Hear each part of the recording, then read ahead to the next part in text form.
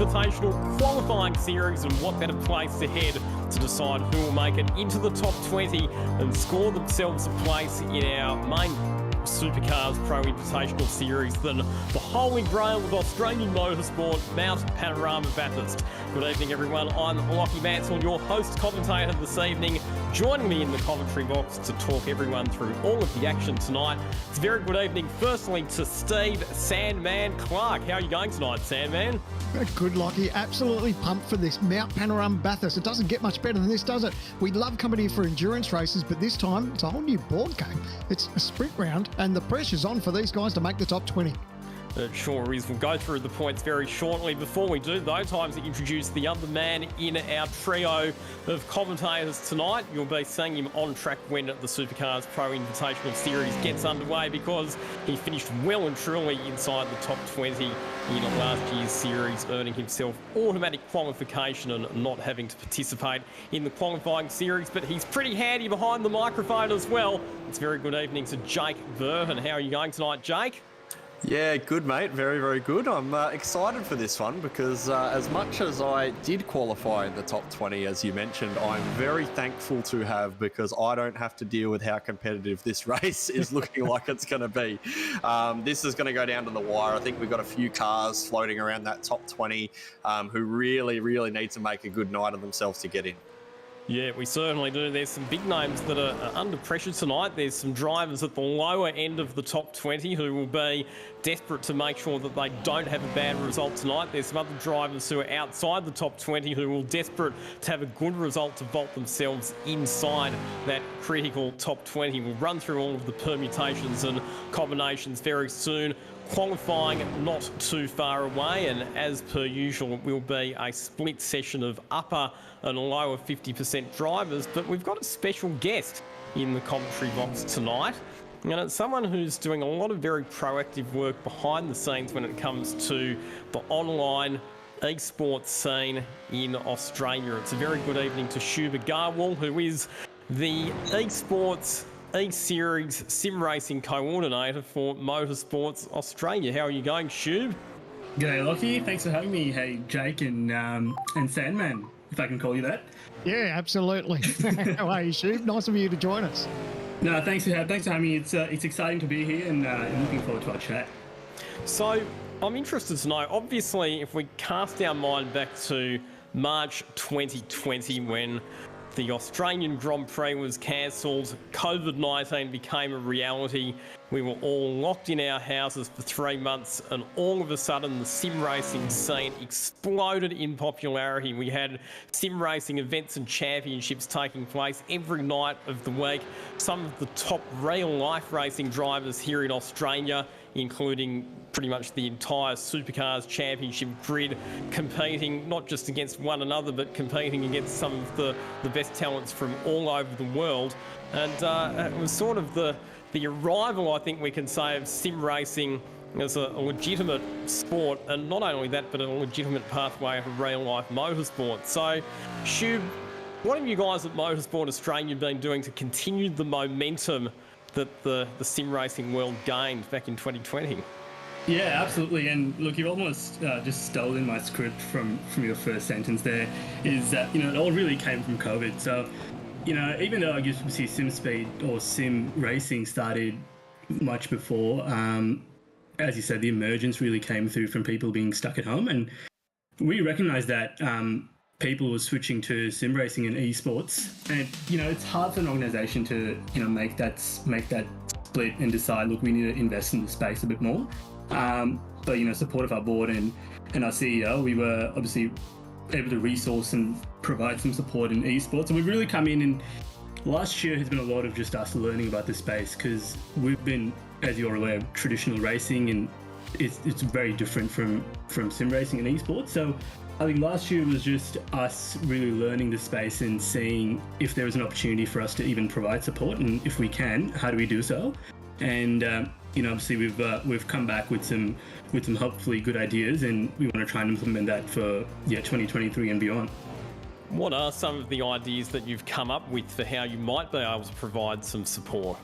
Yeah, it's a good question. And obviously, it's still building as we grow. I think the idea is that we want to try and provide support across the entire space. So that's promoters to competitors to spectators. So that's us coming in, and what we've learned is it's providing more recognition for the sport more than anything. So, they don't necessarily want us to come in and run events because there are heaps of event organizers, but, really give promoters and competitors the opportunity to, move on to the next level or, host the best drivers in the world. So we try to really push that narrative.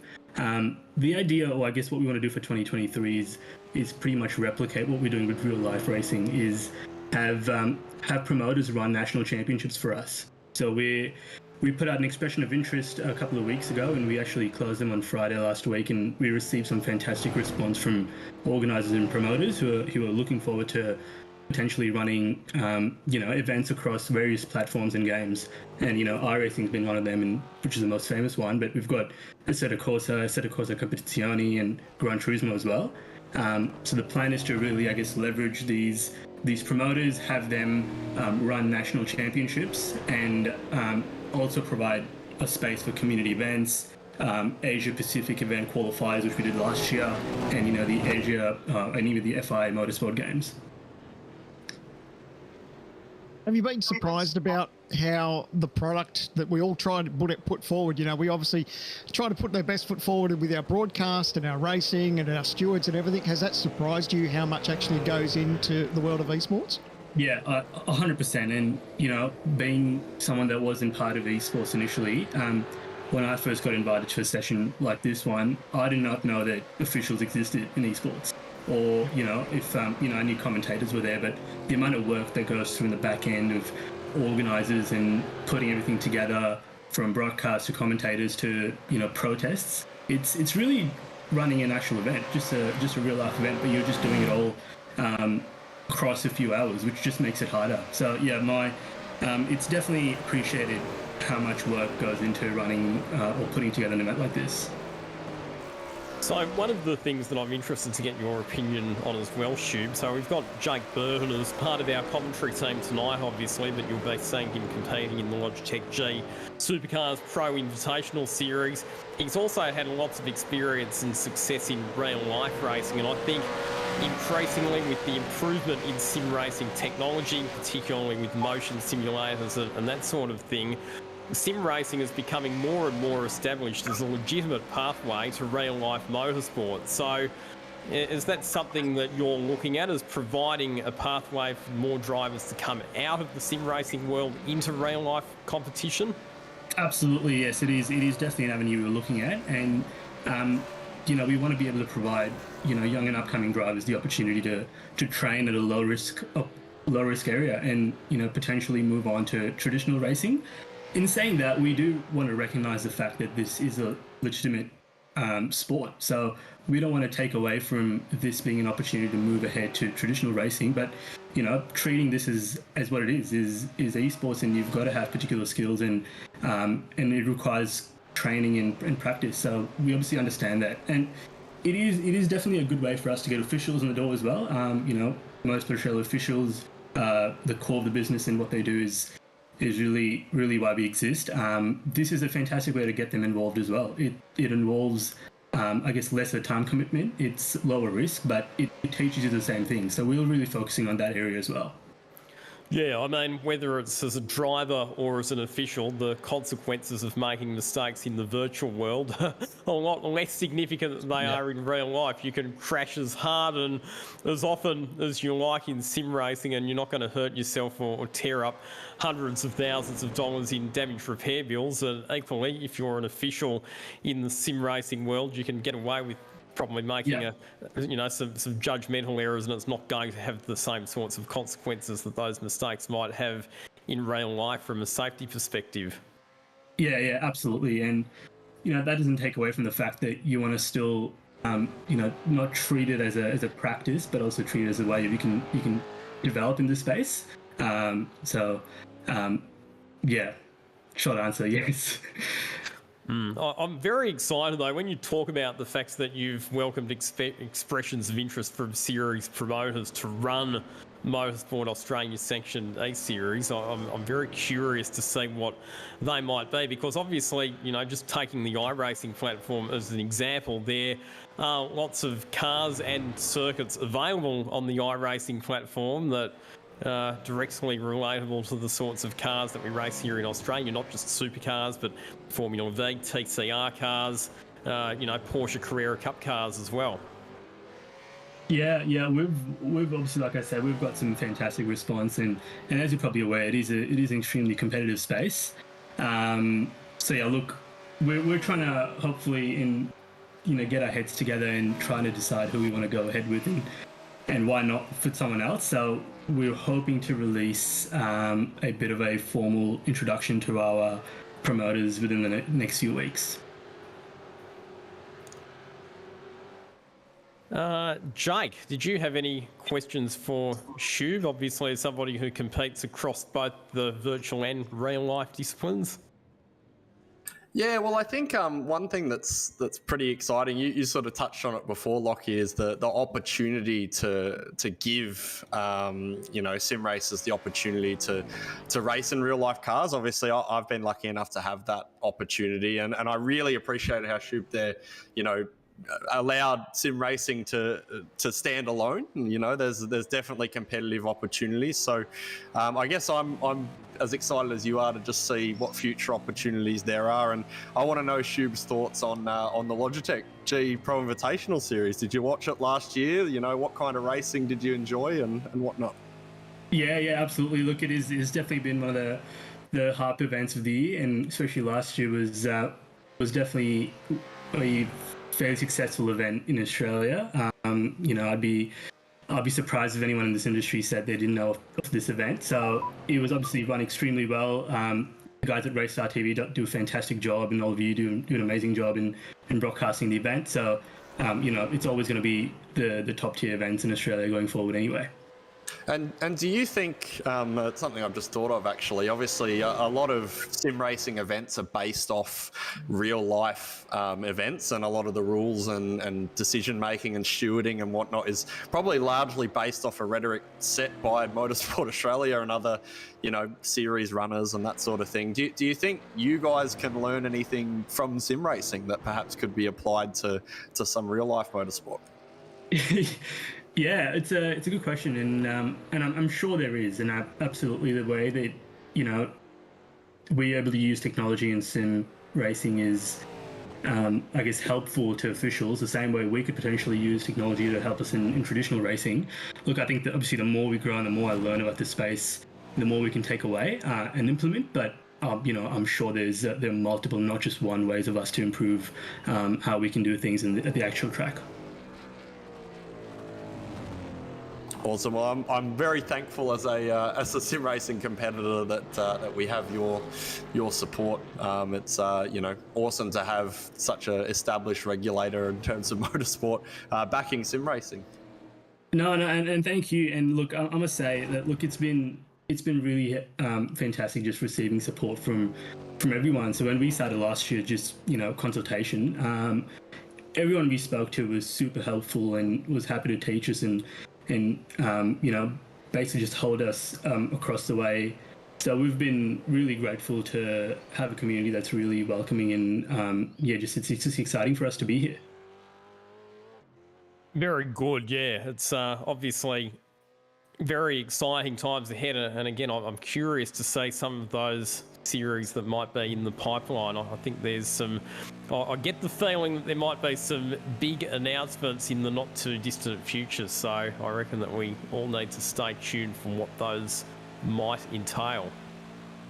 Absolutely, yes. All right, Shub, thank you very much for joining us as part of the Logitech G Supercars Pro Invitational Qualifying Series broadcast tonight. I think you're going to be given the tour of the whole operations department. You're going to actually go and have a look at race control and see what happens there, and get a full understanding of all of the processes and procedures that go into running an event like this. So I hope you enjoy yourself tonight. Thank you, and thanks for having me. And hope you have a good event ahead, and good evening to all of you. Thank you. Have a good night. There is Shub Agarwal, the esports sim racing coordinator for Motorsport Australia. And gentlemen, I think as we reflect on some of the news that Shub relayed to us, I think probably the exciting takeaway there is the fact that Motorsport Australia are actually looking at sanctioning some E-Series championships and getting promoters in to promote those series. So exciting times ahead. It's great, isn't it, Lockie, when you think about the impact that Motorsport Australia's have, and to know that they're listening for our sport is terrific. And mate, the implications that could roll on from this in the coming years is fairly exciting. So, you know, I think it's probably the best time to be involved in sim racing right now, or esports. And whether you're a competitor or whether you're behind the scenes putting championships together in broadcasting, whatever it might be, it's pretty exciting times, I think, from Motorsport Australia. And I'm looking forward to any future announcements that might be coming. That's the future, but let's now turn our attention back to the present, because we have a qualifying session underway. In fact, the first segment of qualifying is just about complete here at Mount Panorama. We were so intrigued by what Shub was telling us that pretty much this first half of the session has just about run its course. And at the moment, Hayden Veld is the man on top of the timesheets. Now, the critical thing tonight, you need to finish tonight in the top 20 in the standings to buy yourself a ticket to compete in the Logitech G Supercars Pro Invitational. So, drivers on the bubble. I reckon that anyone from 16th position down to 20th is vulnerable, because there's only, let's have a look, 28 points from 16th to 20th position. And conversely, there are some drivers outside the top 20, and I'm looking particularly at names like Josh Muggleton, who are very capable of moving themselves inside that top 20. How is the pressure going to be for these drivers tonight? The pressure's on for Josh Muggleton at the moment, by the way. It's good that you brought him up, because it is the end of qualifying. He's fluffed both of his first 2 laps, and he hasn't even set a time yet at the moment. So he really needs to lay something down here. Yeah, he's in the process of doing that right now. And what are we at, just after the 13-minute mark? So, you know, like you said, he's made those couple of errors. Hopefully he can put this one together, because we talk about how crucial it is just to get a banker. He hasn't been able to do that. So the pressure's really on now. The last thing you want to do is start the rear of the field at Mount Panorama in a sprint race. So he's just exited Forest Elbow and on his way down Conrod Straight aboard one of the Trans-Tasman Racing Commodores. He'll swing through the right-hand kick into the chase. Absolutely critical that he gets a time on the board here, because as things stand at the moment, he would have to start right at the rear of the field, which is definitely not the scenario that he needs when he's currently 5 positions below where he needs to be in the championship. Down into Murray's Corner. You can see the car just twitching a little bit under brakes, comes across the line and vaults himself up to position 2. So managed to nail a lap at the critical time. That's a get out of jail free card for Josh Muggleton. Talk about pressure when he needed to. This is pretty much his last chance if he had to fluff that. So to put himself in the 3s, that's important, because we saw in practice leading up to the qualifying session, there was about 10 cars that were in the 3s. And of course, we talk about how the track's going to evolve, the way the temperature's going to play out. So, you know, he'll be breathing a massive sigh of relief just to be in P2 right now.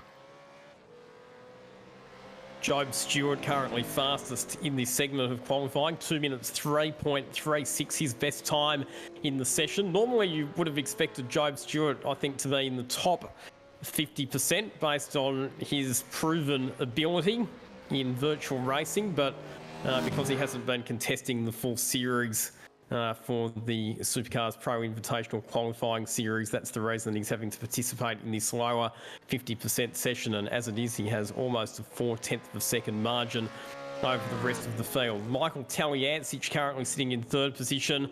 Back then to Harrison Dengate in 4th. Hayden Veld, who was at the top of the timesheets earlier on, back to 5th. And we've had a big incident coming onto pit straight there. Yeah, it just looks like he just got the rear got away from him and nosed it heavily into the barrier. So unfortunately, well, the session was over anyway, but he's no way of improving now. So unfortunate, but he was just going to have to try and rebound now as the race goes on. So that was Paul Young crashing there, and he's currently back in position number 13 on the timesheets in this session. Looking at Chris Ireland, who's coming out of Forest Elbow at the moment, and he's one of those drivers who has the potential to sneak into the top 20 if things go well for him tonight. He's currently 24th in the standings, one spot ahead of Josh Muggleton. So we're pretty much at this session. It's almost over as far as there's a couple of guys just finishing off their laps now. Just trying to see if there's anyone on a hot one there.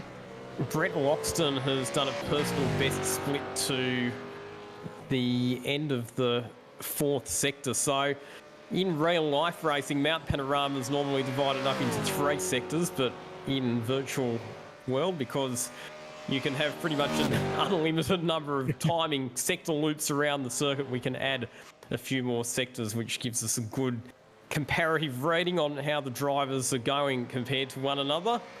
And at the moment, Brett Loxton looks like he might be on target to improve, and that's important because he is yet to bank a lap time. So let's hope for his sake that he can get this lap together.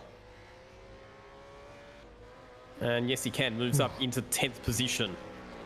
It's frightening, isn't it? How about it, Jake? If you're in this session, then you haven't banked a lap. You know, when you come to the dying stages of qualifying, it must be heart and mouth stuff. It's hard enough putting down a lap at any racetrack, but when we head to Mount Panorama and the pressure's on to put that banker in, you know the time's ticking, and you know this is your last chance. It must be very, very nervous as a driver. That's it, Sam, man. I think a few people are actually getting caught out by the weather at the moment. I don't want to sort of harp on too much about it, but we're 42 degrees track, which is quite, middle of the range. I wouldn't say it's too hot, but we've got a 24 kilometre an hour net tailwind heading into the chase. So, these guys are smashing the limiter at 298 k's an hour through the kink. I was just watching Job's lap there. He was 298 clicks before he'd even started to turn into the kink. So you're going to be really struggling to get these things stopped down at the chase. And that's right at the end of the lap. That's when you've taken the good of the tyre. Yeah. There's not much left in it. And that's where the pressure starts to cook in, sort of, if you have to put that last minute lap together as well. Because it is such a long lap here at Mount Panorama, Jake, how do you go about preparing your tyres on your out lap without taking too much life out of them?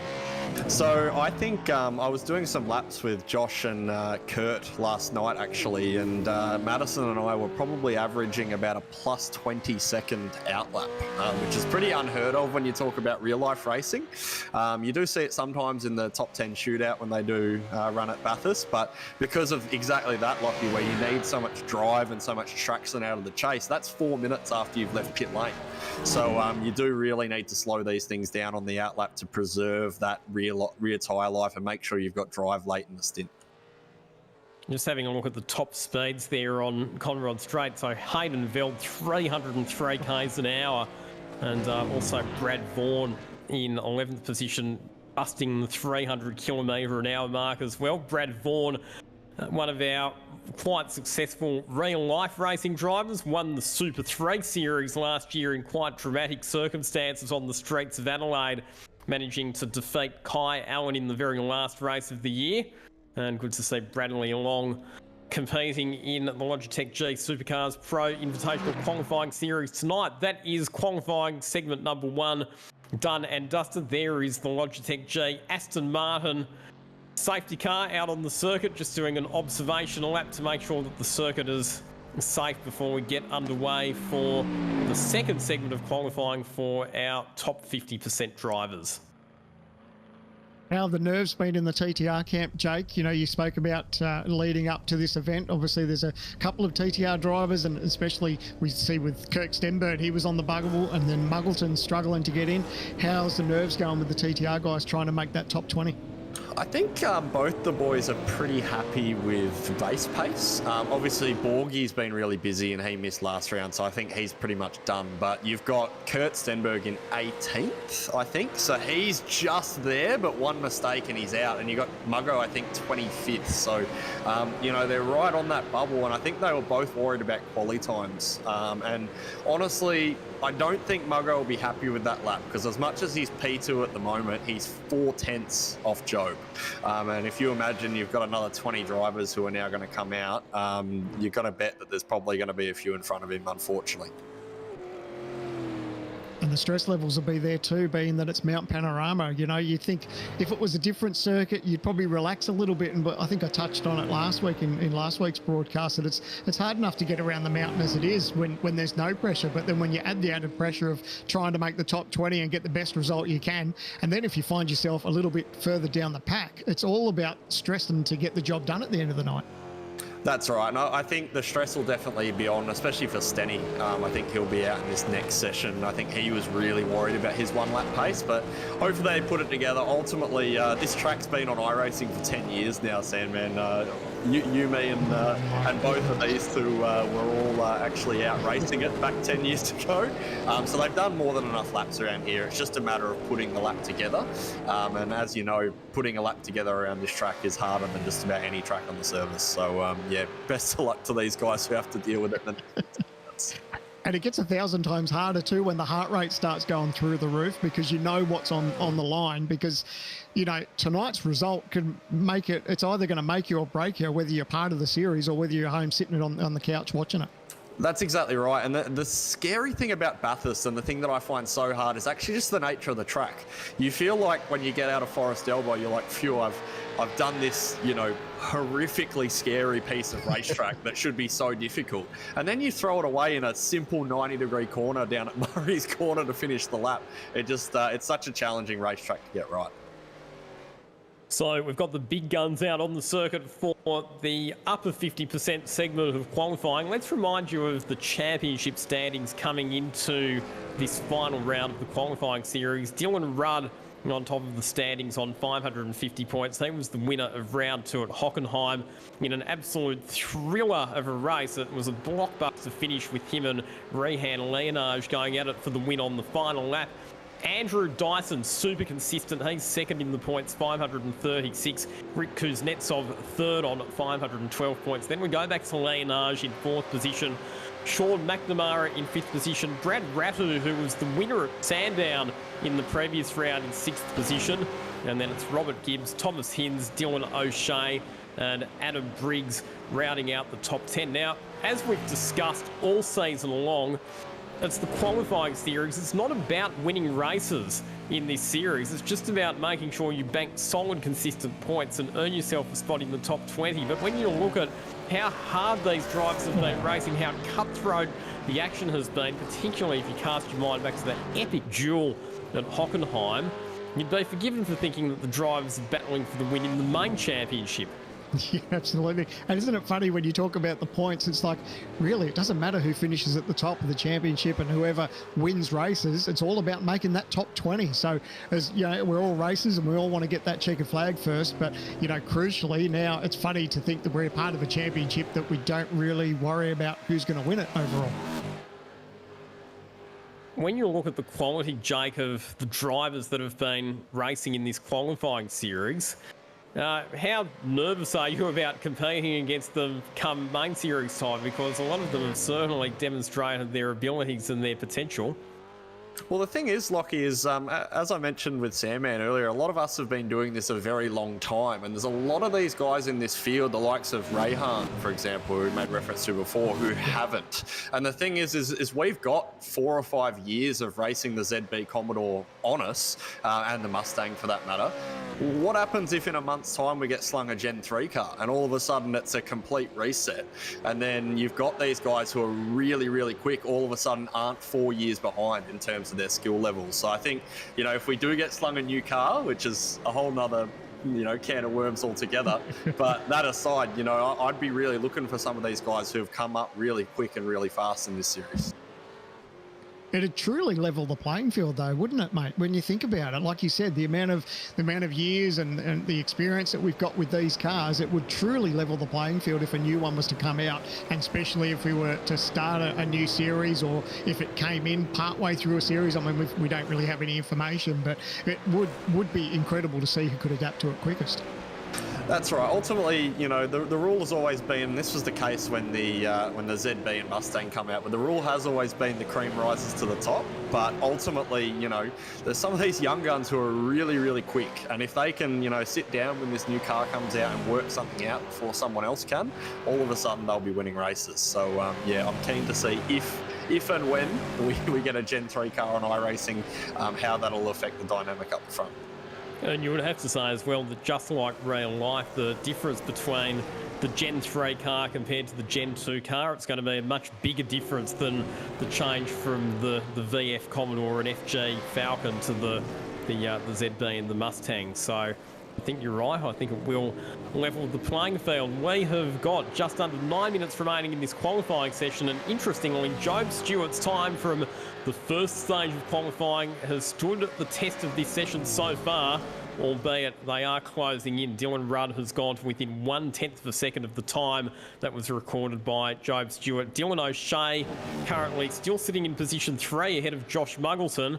And then we go back to Brad Rattu in 5th position. It gives Talyancic, Dengate, Leonage and McNamara your top 10 at the moment based on combined results from the 2 segments of qualifying. And looks like a flurry of drivers coming into the pits because, as both of you would no doubt agree, you really only get one shot at a flying lap on the set of tyres before you have to come in and bolt on a new set of Dunlops. Absolutely, and they'll all be now watching the clock, just seeing where they're at as far as how much time left. How good are we that we got these in-car cameras now that we can see the guys back at home? So Kurt Stenberg right up on the wheel. I'm just seeing if he's heading back to the lane now, or if he's just about to start a hot one, because he's actually going slow, so he's probably getting ready to go fast, I think.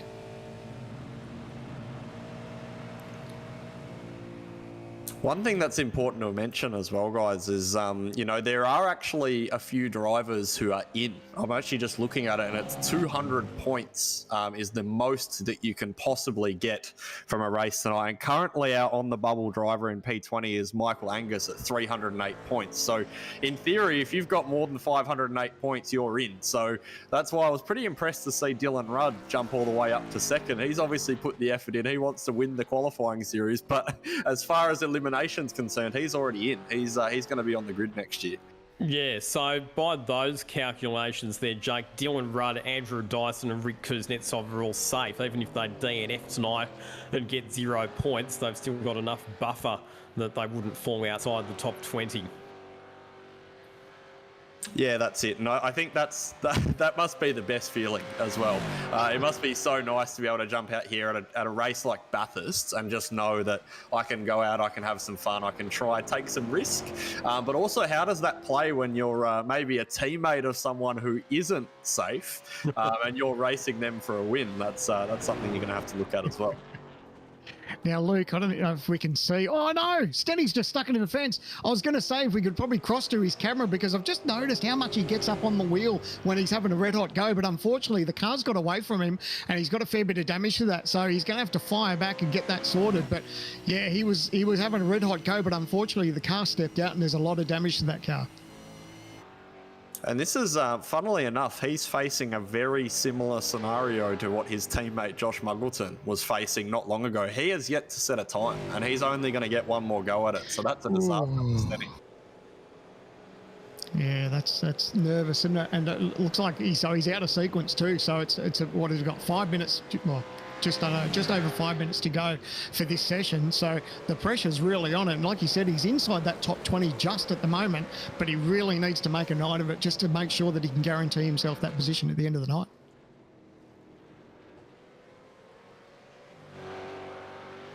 Running out of sequence can sometimes work for you. Like in that case, had Kurt Stenberg not made that mistake there on the run up through the cutting, he would have had clear track for the rest of his lap, so he wouldn't have been balked or otherwise compromised by slower cars.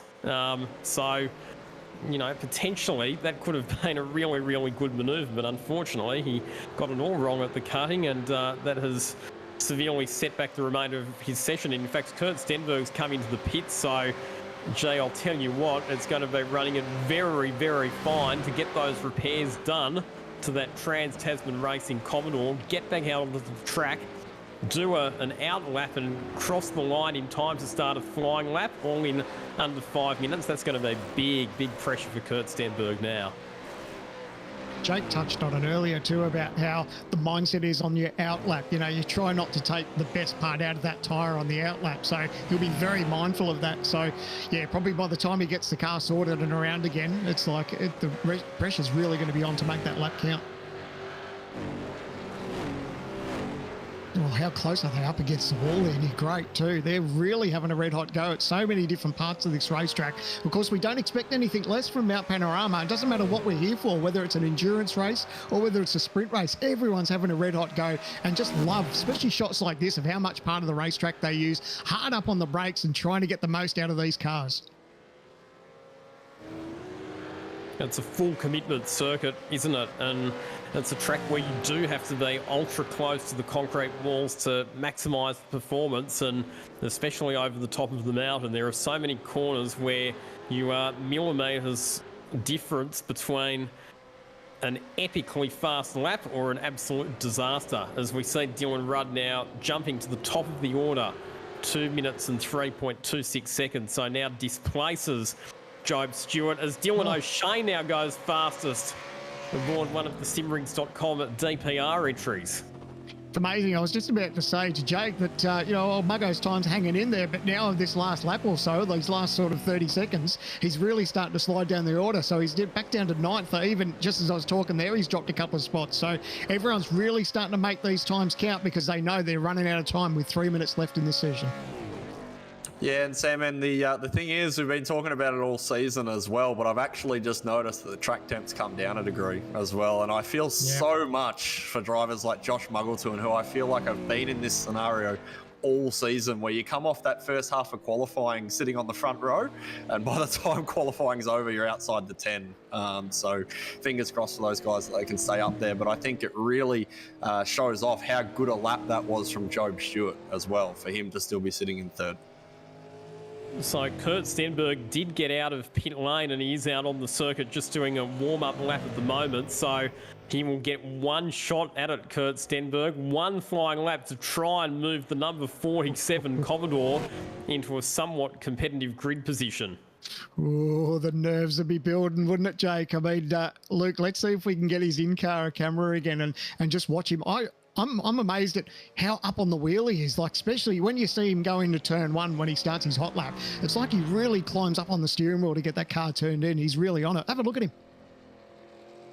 Yeah, Stenny has always driven that way. I've sat in Stenny's rig as a fellow West Aussie, and I have to say I'm not a huge fan of the ergonomics, but he manages to make it work on a good day, and he comes into turn 1 now, nails his apex, drives good in second gear as well, and that's a really key part to this lap, is just getting it off turn 1 because of how long Mountain Straight is. If you can actually nail that, your confidence is up for the whole lap. I love the eyes. Sorry, go Lockie. I was just going to say, and conversely, if you get it wrong at Hell Corner, that can ruin the rest of your lap before it's even really started. So you're right, absolutely critical to nail that corner. Just watching his eyes, like look at and how he's getting his body and he's turning the car in, like he just trying his absolute hardest. He's soaring on the steel wheel, getting the power down, and you see, oh, look at that big wiggle there. Oh, lucky to keep it off the wall. He knows that he really has to make this lap count. You can see how much aggression is in the car. It's really, really unstable for him, but he's having a red hot go, and you can see at every point, he's just keeping an eye. He's looking at his shift lights. He's looking at that time. He'd be well aware of how his time's sitting, but man, oh man, now he's just fighting the car as he comes to Skyline. The car doesn't actually look all that stable, does it? Just the amount of steering correction that he's having to apply, particularly as he plunged down through Reid and Silman Park on the run down to the metal grate. You could see that he was having to wind on some opposite lock just to keep the car pointing where he wanted it to. From your expert driver's perspective, Jake, how's this looking from your perspective? He had a big moment of IFL coming down into Forest Elbow as well. It's definitely not going to be Stenny's proudest moment. You can see that in his face, but at the moment, it's a lap, and that's all he needs at the moment. So let's hope he can minimise the loss coming down into the chase. Something that's important to note, a bit of a recent development in probably the last 12 months in these cars, is we've started to run low aero at tracks like this, and that really destabilises the car. And with all the degradation being thermal, when you lose the rear over the top, like you see Stenny do, it makes the whole lap so hard. But he comes to the line now, and it looks like he's going to put a lap together, and it is a 2:03.9, which is actually not too bad. He's done pretty well there. Moves himself up to position number 20 on the timesheet, so not quite where he'd want to be, I'm sure, but it's still a whole lot better than having to start all the way down at the back of the grid. And we'll be watching out for Kurt Stenberg to work his way up through the field in the race. Checkered flag is out for this session, just having a look at a few drivers who are completing their final laps. Luke Mitchinson currently scored in 19th position, running out of Forest Elbow at the moment. Thomas Freeman is on a lap 2, so too Michael Angus. Michael Angus, coincidentally, currently the driver who is right on that bubble, sitting in 20th position in the championship points heading into this round. Always amazing, isn't it, from the commentary box, watching these guys wrestle these cars around the mountain. It's like they leave absolutely nothing on the table, right up against the wall. You think for sure that sometimes they're going to be in the fence, but they do such a great job around here, and it's really good to see them on the knife's edge. They know what's at stake, and this is their last chance to make an improvement on their time. Look at the top end this thing's got as well as he comes into the chase. That's another thing to bear in mind. You've got this huge tailwind. Getting it stopped as you come down into the chase, Sandman, really, really challenging. You know, you're running lower aero than what you typically run, which means you've got less braking performance and you've got more speed coming into such a braking zone. And it looks like he's going to pull it in. Looks like dramas here too. So, Sebastian is Sebastian just looks Vardell, like launched a motor. So, yeah, that's no good. But end of the session. Better to do it now than earlier in the session or in the race. Yeah, absolutely. You don't want it on lap 1 of the race, do you? Now, I don't know if is that Stenberg behind him, just maybe on another lap. But it looks like he's fed the wall too. So these guys will be heading to pit lane, and that looks like that's quali over for us. Indeed. So well done to Dylan O'Shea. 2 minutes and 3.17 seconds. He will be your pole sitter aboard the simrigs.com DPR Mustang car number 19. Dylan Rudd, our championship leader, joining him on the front row. Job Stewart in third spot, back to Rick Kuznetsov. Brad Rattu, Sean McNamara back to Rayhan Leonage. Adam Briggs, Josh Muggleton and Robert Gibbs completing your top 10. Drivers to watch out for starting a bit further back. Andrew Dyson back in 16th position. Actually, you'd have to say that when you look at Andrew Dyson's form over this qualifying series, qualifying has not been his strong point, but he's definitely been a lot speedier in the races, and typically he's worked his way forward into some very good results despite starting a bit further down the order. Kurt Stenberg, as we mentioned, he's back there in 21st position, and some pressure is on him to maintain his top 20 spot in the championship standings. And Michael Angus, the driver on the bubble, in 20th position in the championship. He's got some work to do as well, starting back in at 29th position on the grid. It's an interesting starting grid then for the final round of the Logitech G Supercars Pro Invitational Qualifying Series. Boys, how do you see this race playing out? I'm holding my breath for lap 1, I tell you, because like we touched on, this place is tough enough as it is, but the pressure's on the line now. This is the point where they all need to be at. They want to make the most that they can of this start, and they don't need to get any first lap dramas. And of course, it's easier said than done, because that congestion you get over the top of the mountain on that first lap can be really heart and mouth stuff. So I know that'll be playing in the back of their minds for a lot of those drivers. And the thing is as well, guys, is we touched on this last week. This is a sprint race, but it's also a 33-lap race. Like, this is not exactly a 15-lap sprint, and we've got to make 2 pit stops over this race distance as well. So there's going to be some strategy in it. It doesn't need to happen at turn 1. 33 Ks is not really a sprint race. It's over 200 kilometres in race distance. In terms of pit strategy with the pit stops, We've seen a variety of strategies in the last few rounds. We've seen drivers going for the undercut strategy. We've seen other drivers going for a more, what you would describe as an even tyre strategy. If you wanted to do that tonight, that would mean stopping on lap 11 and lap 22 to divide the race up into 3 even 11-lap stints.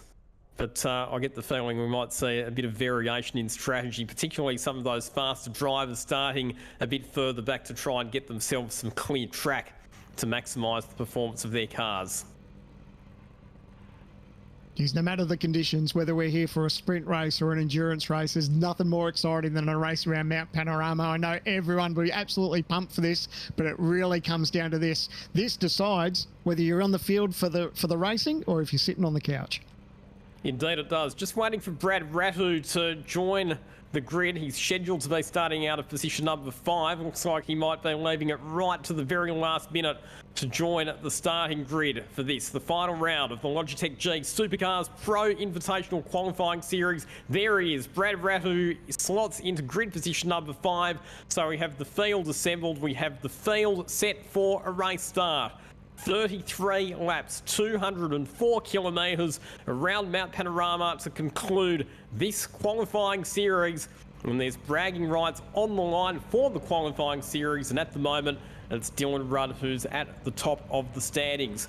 All to play for in terms of buying yourself a ticket into the Logitech G Supercars Pro Invitational E-Series. And we're set to go racing at Mount Panorama to decide who will buy a ticket to the main game. The anticipation builds, the revs rise, lights out, away we go. Slow start from Joe Stewart, bogs it down from row 2 of the grid. A beautiful start from pole position though for Dylan O'Shea. It will be O'Shea ahead of Rudd. Brad Rattu a good start, moving up into position number 3 and contact on the exit of Hell Corner. Yeah, not the most ideal line. I think thankfully kept it off the wall, but man, everyone's just holding their breath now. And there's a lot on the line for these drivers, so you'd like to think there'd be a little bit of give and take for everyone down through the field. Another car wide there. Oh, did they make contact with the wall? Just trying to see if there's any damage. Might have got away with it, but that's holding your breath stuff right there. And that was Brad Rattu. So he was going side by side with his teammate Rick Kuznetsov heading into Griffin's Bend. You do not want to be on the outside line there. He tried to hang tough around the outside, but ran out of grip on the exit and got fed out very, very close to the wall. Managed to gather it up, but he's fallen back to 8th position. No love lost between teammates there, but you've got to be very careful on this opening lap. You know, your tyres aren't still up to temperature and everything else, so just got to be taking it easy. There's so much on the line here, 33 laps around here. You don't want to be doing hero moves on the first lap.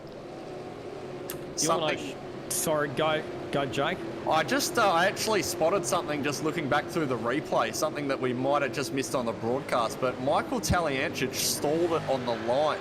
And not only that, but he was collected by currently 13th place sitting Brian Borg, and that's going to be both of their races done. So that's a huge deal, as both of those two guys are guys that you would expect to see in this pro invitational series. Yeah, car 777 just did not get off the line, and he was just wiped out by car 7. Look, he's just sitting there, and he's just got away, but just as he got away, he got absolutely drilled. Man, oh man, that's heartbreaking. How unlucky for both of those drivers, and good job from the cars that were closely around that accident to not get caught up in it as well. Here is the battle for the lead. O'Shea, your race leader, but under some pressure from Dylan Rudd, who has been absolutely one of the form drivers in this series. We've seen just how fast he's been in race conditions, and he's right in the slipstream of O'Shea as they head up Mountain Straight. Now, one of the things in these races, Jake, we know that there's compulsory pit stops to come for fuel. Do you want to be leading, or would you actually rather be in second position and having the advantage of the slipstream, saving yourself some fuel, and therefore giving yourself the opportunity to have shorter pit stops? Absolutely, Lockie, you hit the nail on the head, and that's actually something we spoke about in quite some detail last week. And funnily enough, it was Rick Kuznetsov last week who pretty much sat behind the race leader for about 20 laps, and unfortunately the pit stops didn't quite work with him with track position, and we saw Brad Ratu make the most of a really nice sort of undercut to make that all work. But yeah, definitely at a track like Bathurst, there's probably 4 or 5 good opportunities throughout this lap where if you've got someone towing you down the straight, you can save a boatload of fuel into the corners. And that just means that you can take maybe a little bit more or a little bit less in the first stop and gain some track position, or potentially, you know, save some time effectively in your last stop and surprise someone in the end of the race. You can see how effective the slipstream is there. Look at Dylan Rudd closing in onto the back of Dylan O'Shea as they head down Conrod Straight through the kink. And Dylan Rudd is just going to continue to sit behind Dylan O'Shea, where O'Shea do all of the hard work of pushing the air out of the way. And he'll sit there in the slipstream and keep saving fuel. There is Kurt Stenberg. Fraught qualifying session for him earlier on, but he is on the move. He's made up 3 spots in the opening couple of laps. And that's exactly all he needs to do. He doesn't have to worry about winning this race as much as or as nice as that would be. Just needs to be in a groove and just pick them off one at a time. Don't set himself any unrealistic goals. Just make sure, oh, we've got drama here. Well, let's see, there's another car just up against the fence there out of the last turn, just trying to get it straightened up. A lot of damage to the right side of Paul Young's car. So drama here as they come onto the front straight. Well, that's the second time tonight that Paul Young's been involved in drama in that section of the racetrack, because we saw him crashing on the exit of Murray's Corner in qualifying as well. And that was Talliance, wasn't it, who was having a moment in front of him.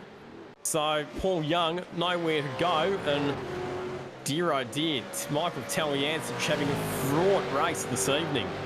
Yeah, totally out of his hands. I think one of the things you could probably take away from this race, being Mount Panorama, we probably are going to see a safety car. We haven't spoken about that much tonight, but this is probably one of the tracks that you do expect possibly a safety car because of how tight it is up across the top of the mountain. So although these guys are struggling and had some dramas in the opening stages of this race, they'll probably be having their fingers crossed for that safety car to come out. The safety cars have been a bit unpredictable so far in this qualifying series, haven't they? We had 1 safety car in the opening round at Phillip Island, no safety cars in round 2 at Hockenheim, and then an appearance last week at Sandown. So it'd be interesting to see if we do see that Aston Martin safety car making any appearances tonight. So far, the incidents that we've had, the drivers involved have been able to get themselves into safe positions, so the safety car has not yet been required. How would the talk be, Jake? You can imagine that in the TTR camp, they'd all be trying to be pretty calm at the moment. Very early stages, lap 3. They know what's on the cards, and they've got drivers in different spaces of the race. You know, we talked about Muggleton, who's in 9th place. You've got Steady, who's back further. So, you know, obviously those teams would be talking to these guys and trying to keep them calm in these early stages. Yeah, that's it, Sam. And there's no lack of support at TTR tonight. You've got Brady Myers, you've got Jake Maloney, you've got Lee Ellis, Richard Hampstead, and reigning Supercars E-Series champion Madison Down, all in that channel, helping those guys, crunch the numbers, work out, is 18th enough for Kurt Stenberg? Does he need to make that move for 17th or 16th to make sure that he gets this show next year?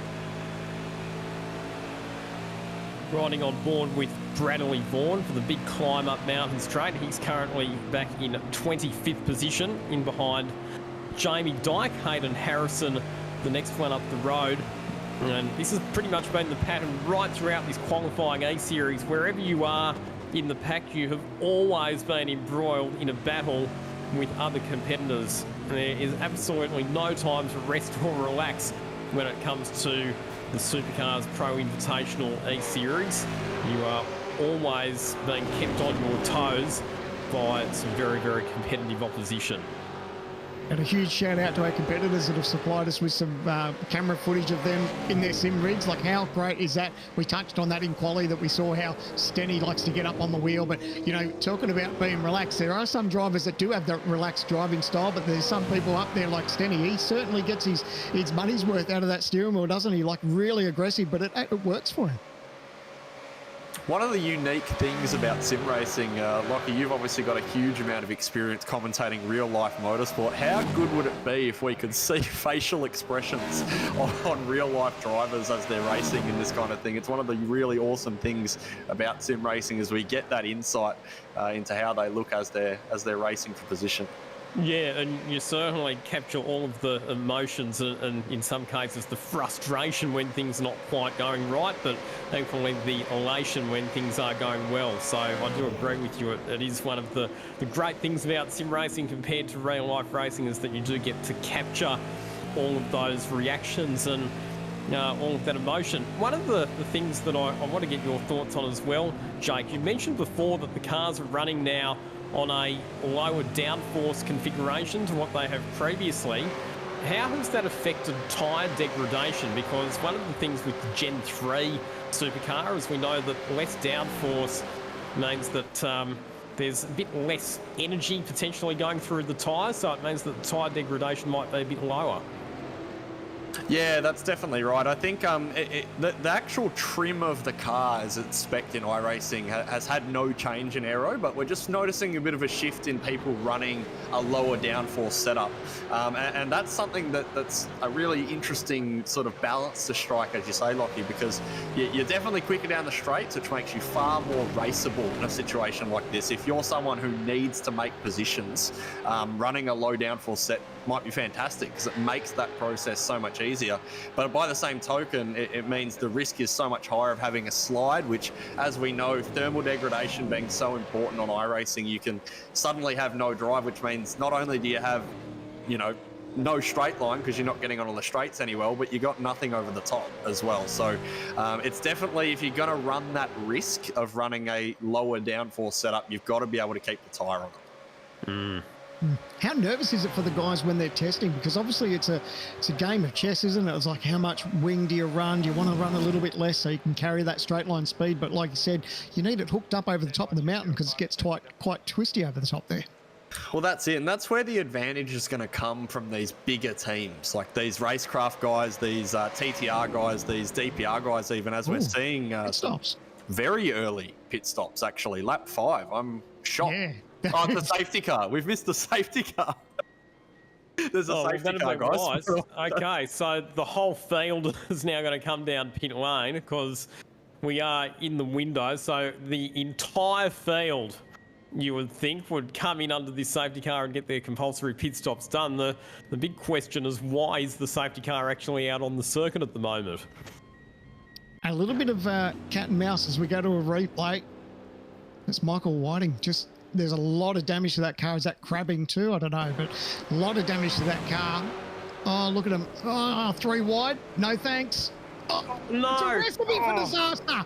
Huge contact. That sent him spinning. Someone else just absolutely disappeared.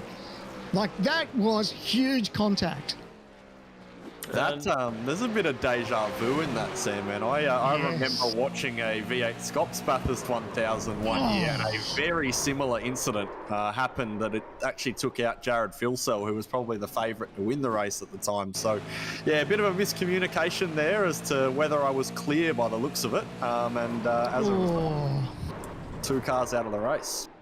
That was just, you would have to say, a bit of a misjudgment there from Michael Whiting because he just moved across a little bit too early. There was still some overlap with the car that was on his left, and unfortunately that has claimed a couple of victims. So the Logitech G Aston Martin safety car makes its first appearance of the evening, and we have had the entire field completing the first of their compulsory pit stops. And Sorry, go Jake. Where this becomes interesting to extend from our conversation we were literally on when we worked this out is if you've sort of gone with a low downforce set, banking on the fact that you're going to be doing 11 lap stints, you've now got 27 laps to do on 2 sets of tyres. So your 11 lap stints have suddenly become, 14, 15 lap stints. So that makes a pretty big difference as well. What this also does is it pretty much balances out the strategy equation. In previous rounds, we've seen that drivers have had different pit stop times. There's been some drivers who've taken on more fuel in the first pit stop and given themselves a shorter pit stop later on, and we've seen other drivers adopting the reverse strategy where they've had a short first pit stop to get themselves some track position, so that they're not caught in traffic, but then having to obviously take on more fuel at their second pit stop. But having a look at the pit stop times for the first round of pit stops, it looks like everybody has spent pretty much the same amount of time stationary, give or take a second or so. Yeah, you know the drivers would be absolutely shooting themselves in the foot if they didn't jump on this opportunity. Everyone had to pit, so regardless of how much longer we'd have to go on another set of tyres, you would just be ruining your night if you didn't take this advantage. It's almost like a free kick in footy, isn't it? When there's a safety car out and you've got to tick the boxes for the mandatory pit stops, they've all got that out of the way, and now they can run hard and see how the race plays out. And of course, we've seen one safety car who says we're not going to see another one. What's fuel range for these cars around Bathurst? Is it 24, 25 laps? Yeah, I think it's probably more on the 23 side. So, in theory, you could get to the end from here, but I'm probably not quite actually. You're probably just a bit short. So, yeah, you're going to have to stop again no matter what. But I'd be a little bit worried if I was Dylan O'Shea. He had probably the shortest pit stop time, I'd say, in the top 10.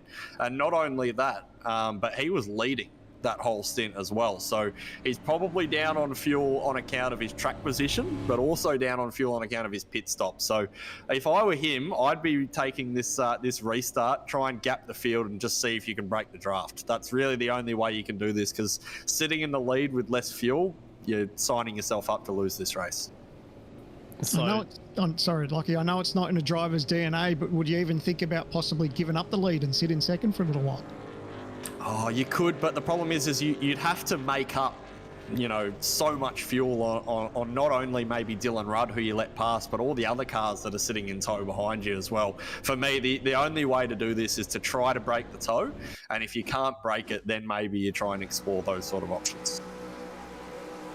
let's go back and have a look at a replay of the race start, and watch out for Job Stewart. So he started on the inside of the second row of the grid, and he got an absolute shocker of a start. You could see that his car just bogs down, and he had cars having to dart to the right-hand side, and he was 2 positions backwards by the time they exited Hell Corner. Another car through the gravel trap, thankfully didn't make contact with the wall there, but it's always a nervous time at the start of the race, and especially when they know what they've got in front of them. 33 laps around here, we say it's a sprint race, but it's far from it, isn't it, Jake? Like, it's no mean feat to bash around here for 33 laps. You've still got your work cut out for you. No, that's right. Well, even if you take reference to the real life Supercars Championship, I remember when Super 2 used to do their enduro around here, and that was 40 laps. So we're not coming off what other series in the world might call an endurance race. So and even if you look at sort of other national categories that race at this circuit, we're talking 6, 8, 10, 12 laps. 33 laps is a long way, guys. So positions as they stand at the moment: Dylan O'Shea, your race leader, ahead of Dylan Rudd. Rick Kuznetsov, 3rd position. Robert Gibbs, he's another driver who jumped up during that round of pit stops. He's moved up to 4th, ahead of Job Stewart. Back to Sean McNamara in 6th position. Rehan Leonage in 7th. Josh Muggleson sitting in 8th position. Will that be good enough to get him into the top 20 in the series points? There's going to be a lot of number crunching that's going to have to take place after this race. Adam Briggs in 9th position at the moment, and Brad Ratu back in 10th position at this stage. This race has not gone according to plan so far for Brad Ratu. We saw him running very wide at Griffin's Bend on the opening lap, getting forced wide by his teammate Rick Kuznetsov, and he's lost another couple of spots since that as well. So you'd think we'll get a restart this time around.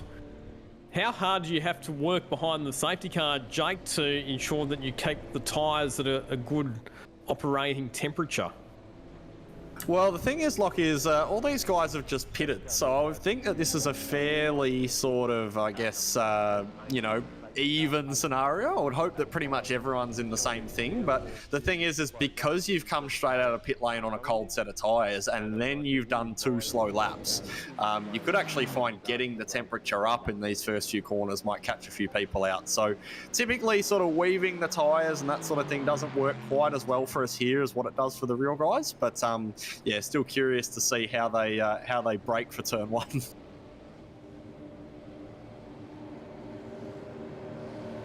So it'll be up to the race leader, Dylan O'Shea, to control the pace of the field then. At this race start, the Aston Martin safety car has pulled back into pit lane. And if you're the leader, it's all about maintaining a consistent speed until the green flags wave and you get back around to the start-finish line. It's a big, angry pack of cars heading down into the chase. And I get the feeling that Jake Burton might be right and we might see a bit of action at this race start. It's a great opportunity to make up positions if the tyres are a bit cold and the cars are a bit squirmy. So there'll be drivers that'll be keen to try and make up some spots at this race start. Here we go. I always get a bit of a nervous smile here. Look at them like they're all bunched up. You're just waiting to see who's going to go first. Do they wait? Oh, they get round the last corner. You would imagine he'd kick it now, and absolutely on the throttle. You can see a couple of the cars wiggling as they get the power underground, but look at them underway here as we start lap 8 at Mount Panorama. I'm shocked how late he went then, considering how slow he kept it as we got a bit of action coming out of turn 1, 2 cars too wide. Looks to be Robert Gibbs and Joe Stewart, and McNamara's going to look like he's going to try and push Joe Stewart and try and freight train Gibbs here. Not a great restart from Robert Gibbs. He was a little bit slow away there, and he's going to be on the wrong side of the road when they get up to Griffin's Bend. You do not want to be on the outside there. Job Stewart down the inside, and you can see Robert Gibbs running wide, and he'll give up not just 1 but 2 positions with Sean McNamara squeezing through there as well. Yeah, he's using all the real estate a little bit more. Just touched the wall there, so he got a little bit of right side damage to that car too. So, man, it's these guys just trying to build up those pressures, get these tyres up to temperature, and try to not let the leaders get away, and of course, keeping off those walls. It's like they've got a drive-through penalty as well for car 209. I'm not sure if they're one that are still in this race. They look to be falling back down the field. That's Brett Loxton, so his night going from bad to worse.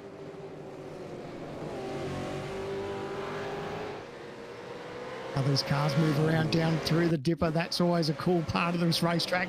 World famous, especially in our part of the books, to see the guys up on the curb there, right up against the wall and right up against it, absolutely, just shaving a little bit of paint off it. We talk about that. It happens in multiple parts of this racetrack where the guys are using absolutely every bit of the racetrack, but you don't want to do that too many times. When you do too much damage, you don't want to break that back once leak and have that thing rolling around all the way. Riding on board with Andrew Dyson, currently sitting second in the point standings, 11th in this race, and tucked in behind Brad Rattu in the slipstream for the run down Conrod Straight into the chase. Like I said before, Andrew Dyson on the podium in the first 2 rounds of the series. Hasn't had a great run in qualifying, but he's been very, very good in the races, and he'll be hoping to continue to work his way forward with some good strategy and some good race pace tonight. Almost thought he was going to stick it up the inside there. He's getting very close. I think he'll be looking for a nice run out. And right here, just get it tucked right up underneath that wing and see what sort of draft he can get. And of course, if he gets close enough, he will think about diving up the inside. You can just see he just starts to pull in a little bit. They're getting towards that braking zone. He's probably a little bit too far. But sometimes, and what I love about in this series is what they should be doing, is just move it around in the mirror so the drivers that are in front are always looking in their rearview mirror, because what you want to do is distract them as much as you can. Looks like we got some sheep station action going on for about P30 here as well. I just saw Aaron Borg too wide into Griffin's Bend. Doesn't mean that some of these guys may be out of contention for qualifying. Doesn't mean they can't still have a fun race. The sad reality of the qualifying series is a lot of these guys are probably going to have to wait another 12 months before they get another go at this. So why not enjoy your last race before the qualifying series is over?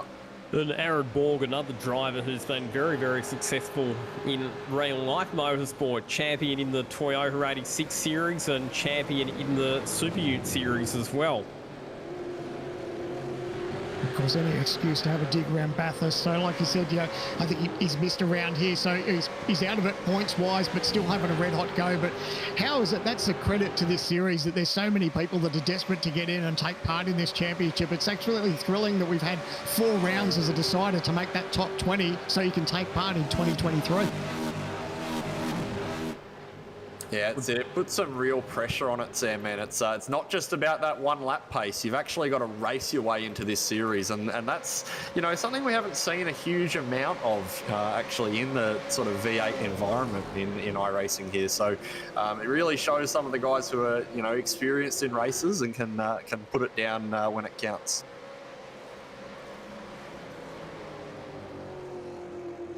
So the battle for the lead continues. Dylan O'Shea still under pressure from Dylan Rudd. This is a battle that's been raging all race long. And all the time that Dylan Rudd is sitting in second position, sitting in the slipstream, he is saving fuel. But when does he decide that it's time to make his move? When does he decide that it's time to attack? Not just yet. You could say that he was just content there on the run up to Griffin's Bend, not to pull out, not to look down the inside, but just to stay tucked in under the rear wing of that simrigs.com DPR Mustang.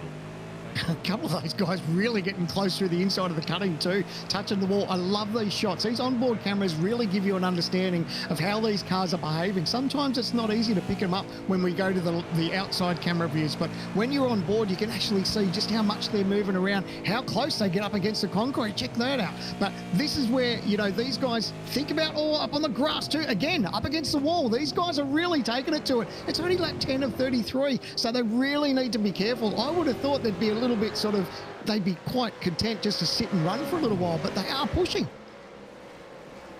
The other thing is, Sam, man, I mentioned before that if you're Dylan O'Shea, you need to put the foot down and try and gap the field because you've got a fuel disadvantage, and that's not worked for him at the moment. And something I have to give huge credit to last season's champion in Jared Philsell.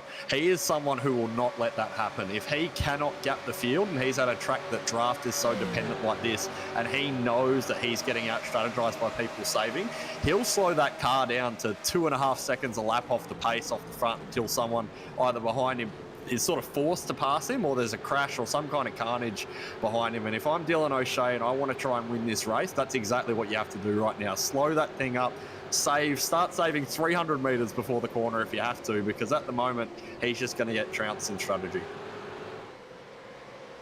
It's quite an art form too, isn't it, Jake? I know I've scratched my head and tried my absolute hardest to try and go fast and save fuel at the same time. It's not an easy thing to do. So, there are people that out there are absolutely skilled at doing it, and I really take my hat off to them. But, man, to go fast and save fuel at the same time, it's a tricky combination. We are starting to see some strengths and weaknesses of the two race-leading cars as well. So, just having a look at their comparative performance, it does seem like Dylan O'Shea is a bit quicker over the top of the mountain, but Dylan Rudd is quicker down and definitely quicker coming up the mountain. You can see how much Dylan Rudd has closed in onto the back of Dylan O'Shea, heading up mountain straight to Griffin's Bend. But now it's this section of the circuit over the top where O'Shea seems to be able to open up a bit of breathing space, which makes me suspect, Jake, could it be that Dylan O'Shea's car is perhaps running a little bit more downforce?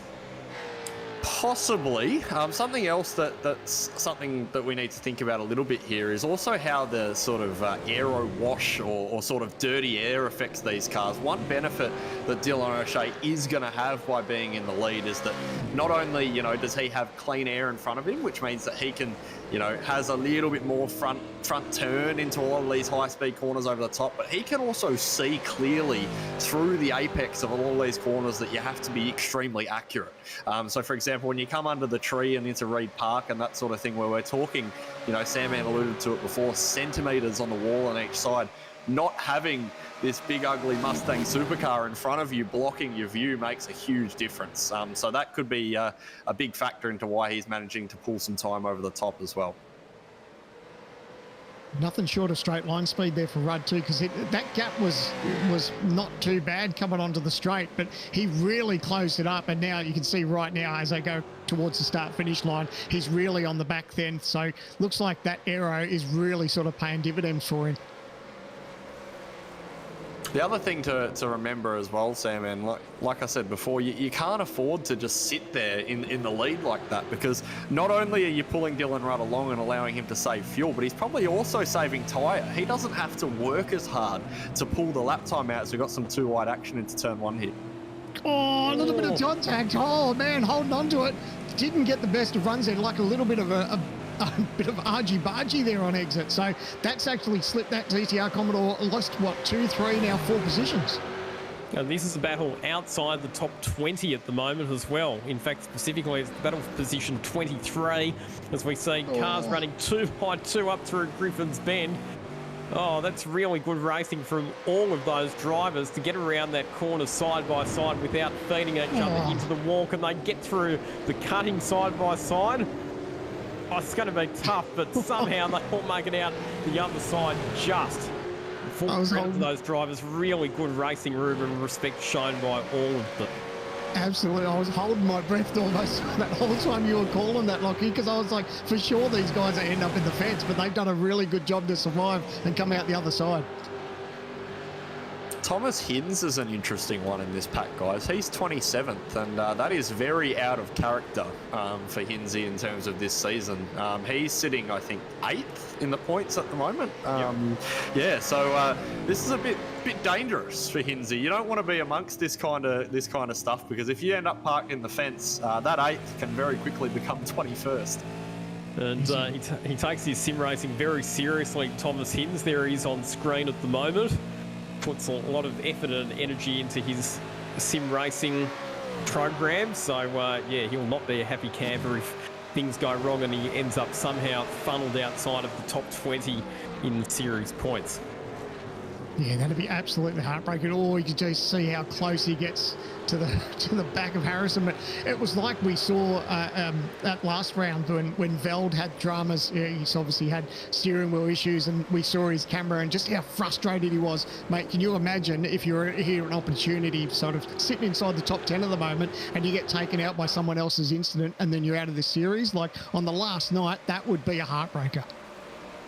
That's right, and as I mentioned before, it also means 12 months of sitting on the couch, which when you take your sim racing as seriously as someone like Thomas Hinz and you're racing as often as he is, this has just got to be a matter of controlling your emotions, making sure that you keep them in check and just get the job done. So the battle for the lead rages on. We are on lap 13, so still 20 laps to go at the completion of this one. Given that the first round of pit stops happened so early, Sandman, what are you thinking for the second round of pit stops? I'm thinking that they'll probably leave it until around maybe the lap 18 or 19 mark before they take their second pit stop, just to make sure that they don't have too far to go on their final set of tyres. Absolutely, and if you find drivers that are in battles too, what they want to do is, like you said, you'll stretch this out as much as you can. Maybe work out, hold your breath for a little bit of a safety car, but what you want to do is put yourself in a position where you've got the best rubber towards the end of the race. So the longer you can go in this and shorten that last stint, if you're in a battle, that rubber is going to be key.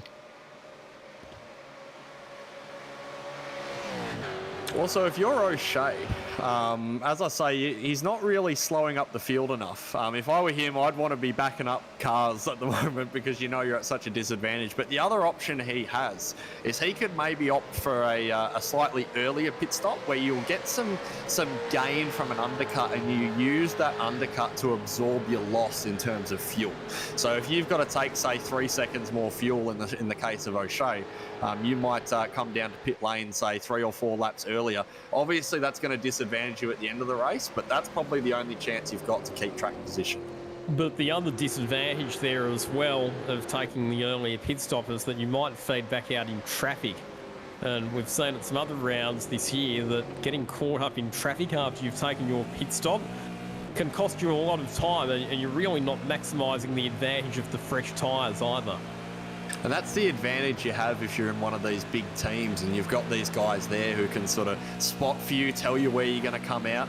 As we know, it really burned some guys last week, like the likes of Rick Kuznetsov, who felt like they'd driven such a good race, such a smart race, and then get burned by traffic. So spot on there, Lockie, exactly right. Here is Hayden Veld, currently sitting in 15th position in this race. Hayden Veld, if we look at the championship standings, is back in 28th in the points, so would need a lot to go right tonight if he was to earn himself a spot in the top 20. Yeah, the thing that hurt him was last week. Obviously, we just spoke about how his reaction on camera when he had that hardware failure, that is what absolutely took him out of the running, because he was well inside the top 10 last week, and now, unfortunately, he's on the outside looking in. How frustrating is it, Jake, as a driver, if you're having a good race and then you do have a hardware failure? Well, fortunately, Lockie, in my time I've had a lot of good hardware, so fortunately it hasn't happened to me all that often, but Good answer. Well played. It's exactly the same as what you have in real life. If something breaks and it's not your fault, it's just absolutely gutting. And if you're Hayden Veld, you must be hurting, because you know that you're probably going to be in a position to qualify for this series if what happened last week didn't happen. So yeah, really you've just got to try and minimise your losses and make sure that you're smart with how you spend your money on gear and that sort of thing. Maybe cop down the shops and grab yourself some Logitech gear so that you're less likely to have such a failure. Nicely Very done. nice. Of course, the Supercars Pro Invitational Qualifying Series and the Supercars Pro Invitational E-Series proudly sponsored by Logitech G. As we've got a moment, so this is Hayden Veld up the inside, making the move through on Luke Mitchison, and that is for position number 14. Important note with this battle, by the way, is Luke Mitchinson has just been handed a 15-second penalty, so he's probably driving with red mist at the moment as we're seeing him feed someone wide through Griffin's Bend. Yeah, that's when you really start to sweat it out. You know you've got that penalty, but I guess he's at the point now, he's still sort of there or thereabouts. You want to get that penalty probably over and done with and then sit there and hope for a safety car. Yeah, it's a bit of a tough one though, because it's 15 seconds. I'd have to clarify, it's not a drive-through, it's 15 seconds. So if anything, depending on how the rules work and whether he can service that inner pit stop, a safety car could actually be the worst thing that he wants at the moment. But unfortunately, Luke Mitchinson, he's currently sitting, I think, just outside the top 20 in terms of the championship. So that could be the last nail in the coffin for him. He's currently 14th. So I got the wrong Luke. So yeah, that is actually a huge problem for him then, because that could turn a qualifying spot into a non-qualifying spot. Looks like a little frustration's kicking in too, because man, that thing was absolutely sideways on exit. And I say it time and time again, looks good on the replay, but it looks terrible on the stopwatch, and it doesn't do your tyres any favour. Look how far sideways that thing is. So he's now probably got the information through that he's got that penalty, and that's probably playing on the back of his mind now. He had a massive moment in the chase, and he's going to be off the road here. Yep, you're right. Now, look at him sideways again. Just got to be careful as he rejoins. The last thing you want is that to fire hard left and get contact. Well, we saw in the real life Bathurst 1000 last year, didn't we? Just how wrong things can go if you go off at the chase and you don't rejoin the road safely, with that horrible accident involving Zane Goddard, where admittedly on very muddy tyres because of the amount of rain, didn't have any control as he rejoined the road and took out the very innocent victims in Dale Wood and Matt Campbell. So you do have to be very careful rejoining the road there at the chase if you go off. We've had a bit of a change up the front, boys. Dylan Rudd is in 6th. So I want to know what's gone on there. I wonder if maybe he's been freight trained after, maybe a bit of a move with O'Shea or something like that. But Dylan Rudd has fallen 5 spots. Well, he'd got to the lead, so he'd actually overtaken Dylan O'Shea for the lead, and he's just, wow, so he's gone off all on his own at the chase. Unbelievable. And again, the rejoin. So, yeah, the best thing you could do, the damage is already done when you're firing off through the grass. All you can do is maintain composure, trying to get it as straight as you can, get the power down and rejoin. But man, oh man, yeah, that's been a little bit costly for him. And now look at that. We were talking about Muggleton in qualifying. He now finds himself in 7th place now. So slowly moving his way up the order. I'm so hesitant to say anything positive about Josh Muggleton because I just don't want to jinx the man. He's doing really well at the moment. Same with Kurt Stenberg. He's found his way up from 21st to 13th at the moment. So there's some big shakers, especially when you consider you've got, you know, the likes of Brian Borg, the like of Luke Mitchinson, people who were just inside the top sort of 20 who have now had things go wrong. It's possible to sort of jump them. That was a weird incident there, though, for Dylan Rudd, wasn't it? I wonder if that was just a case of having got to the lead because he'd been sitting in second position for so long that he got out of rhythm with his braking reference point into the chase and just went a little bit deeper than he needed to. 100% Lockie. When you spent 16 laps of this race in heavy tow, probably braking 100 metres earlier and rolling out of it for fuel saving, and all of a sudden you've got to go back to threshold on an old tyre for the first time in the race, it's definitely very easy to make that kind of mistake. So there's no question something like that happened there, and very costly because he's now fallen back to 8th. So we saw a replay there of how Dylan Rudd got to the lead. So it was up Mountain Straight, got the move comfortably done by the time they got to Griffin's Bend, and then that was how he lost it, just running too deep under brakes into the chase and running off the road. And like you say, he's fallen all the way back to 8th position. So it's now O'Shea back to the front. Kuznetsov now takes up the attack for the 9.5 SimSport team. Joe Stewart in the Pursuit Sim Racing Commodore moving up into 3rd position. And those top 3 cars are all separated by just 0.9 of a second, so it's still seriously close at the front of the field. The second round of pit stops, you would think, not too far away. Put yourself in the race, Jake. Where do you want to be? Like you say, you know, you don't want to be leading. You just want to stay in touch with the front running pack. But as we get, what are we, lap 17 now of 33? I guess it's now starting to think about putting those chess pieces in place. Start thinking about that pit stop and then what you're going to have to carry on towards the checkered flag. Well, that's it. At the end of the day, we're only halfway there, guys. There's still quite a long way to go in this race. So it's not, it's, you know, you still got to pace yourself. This isn't the time to pull the trigger yet, I don't think. You do want to be smart about your pit stops, but also, you know, likes of where I'd want to be is one of those 3 guys who's already qualified. But if you're on the bubble, especially the likes of someone like Josh Muggleton, for example, who's finally having a good night this season, you got to just sit there, make sure you make no mistakes, keep it out of the fence. And if there is a late race safety car, make sure that you've got a car underneath you that's still capable of racing for position. This is a good battle. Sebastian Varndell and Thomas Hinz. Hinz probing for an opportunity at the chase, but no option to go down the inside there. If anything, that's actually cost Thomas Hinz a bit of time because he's had a narrower approach line into the chase.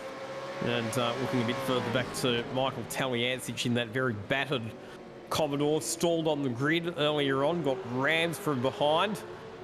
And currently sitting down in 31st position. Looks like I've managed to get that car tidied up a little bit as well, though. So unfortunately, I think Tally is on the lead lap, which is good. He's managed to keep on the lead lap, unlike Brian Borg, who is totally out of the race from the same incident. So, yeah, Tally could be looking for a safety car or something here. He might still get in this. Gosh, sorry, I was just watching Muggleton. Man, that thing is sideways. It's got a little bit of a birthmark up the right side too, so a little bit of damage there, and he's got like a little bit of pressure too that's starting to be like him. But look at this. You can see just as he starts to turn it in, sideways. It's always a tricky part of the racetrack. Look at that. But enough control there where he's not too close up against the wall, so thankfully keeping it off the hard stuff. He's coming under some pressure from Dylan Rudd, who will be pretty fired up after making that mistake and throwing it off the circuit all on his own at the chase. Dylan Rudd will be pretty keen to try and make up spots as Muggleton has a massive slide out of Forest Elbow. Does he manage to gather it up? Yes, he does, just.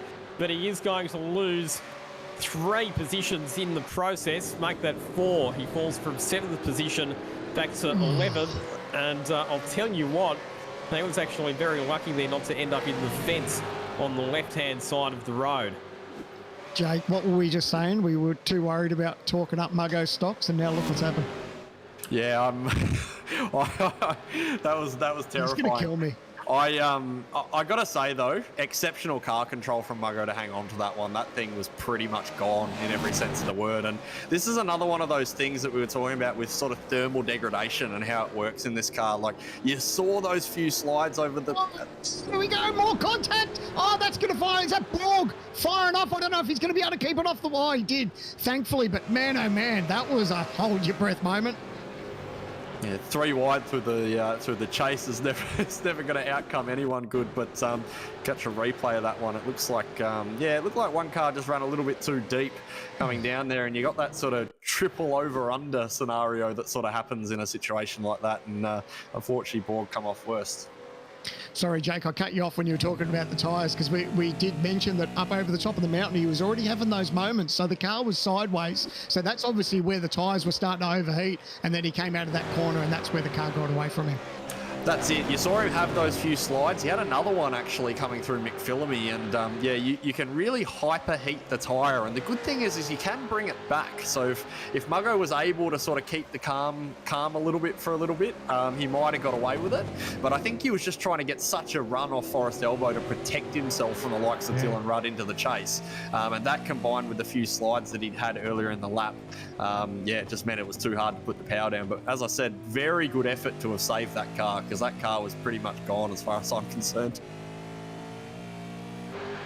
Tell you what, it's on here for the lead. The top 4 cars have closed right up. So you've got O'Shea, Kuznetsov, Stewart, Sean McNamara has now got himself to within 1.2 seconds of the race lead, as well as we have a super slow-mo replay. That was Job Stewart getting just a little bit too close to the wall on the inside at Forest Elbow. I know that you want to get as close as you can to that inside wall because the road canters heavily inward, and it actually helps you get around the corner, but you don't want to be getting that close.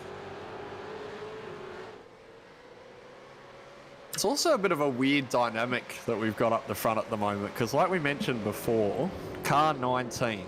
So that's our race leader. That's Dylan O'Shea. He is probably the most at risk, although I'd say he's pretty safe championship-wise. He's sitting P9, 446 points, so relatively safe. But he's got Rick Kuznetsov behind him, who's totally safe and has absolutely nothing to lose. And then you've got the likes of Job Stewart, who realistically is probably out of this thing, and he's actually probably not going to make it no matter what happens. So you've got a really bizarre top 3 in terms of, who's willing to take risk. It's like you said too, being this, every racer wants that checkered flag, especially Mount Panorama. But if you find yourself in a position where you don't have to win, you can sort of go for that gamble, I guess. Could you, Jake? I mean, as far as, you don't have to worry about, it's not all about grabbing wins and winning the championship. It's only 4 races for this qualifying series. So if you find yourself in a good points day, you don't really have to worry too much about getting that checkered flag, as much as we would love it. That's right, and again, it's sort of a weird dynamic because you've got 3 guys in the top 3 who are all looking at this probably 3 different ways. So, Dylan O'Shea is probably like, I'll happily finish 3rd. I just don't want to be involved with you 2. It's a bit of a weird one, but I'm curious to see how they all approach it, especially in terms of strategy, because if you're someone like Job Stewart and you're 3rd and you're probably not going to make it into this championship on account of what's happened earlier in the season, do you just throw a massive undercut at it to try and get some track position? We saw how fast he was in qualifying. Maybe he could just get into the lead and drive away from this thing like we saw Bradley Ratsu do last week.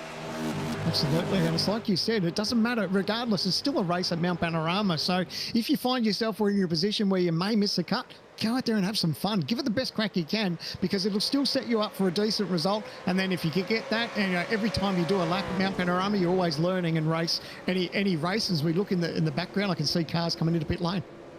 And that's Dylan Rudd. So that is the car that we spoke about earlier, who was probably, fairly interesting in terms of the whole fuel discussion. He was doing pretty well, saving for a majority of the race, and now he's come in early, probably to try and offset some of the loss that he encountered earlier in terms of track position.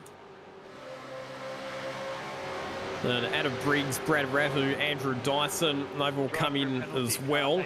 So we are inside the window for the second round of pit stops, and obviously the race leading group of cars will be watching closely what's happening there, because what they don't want is to be undercut by Dylan Rudd on a fresh set of tyres.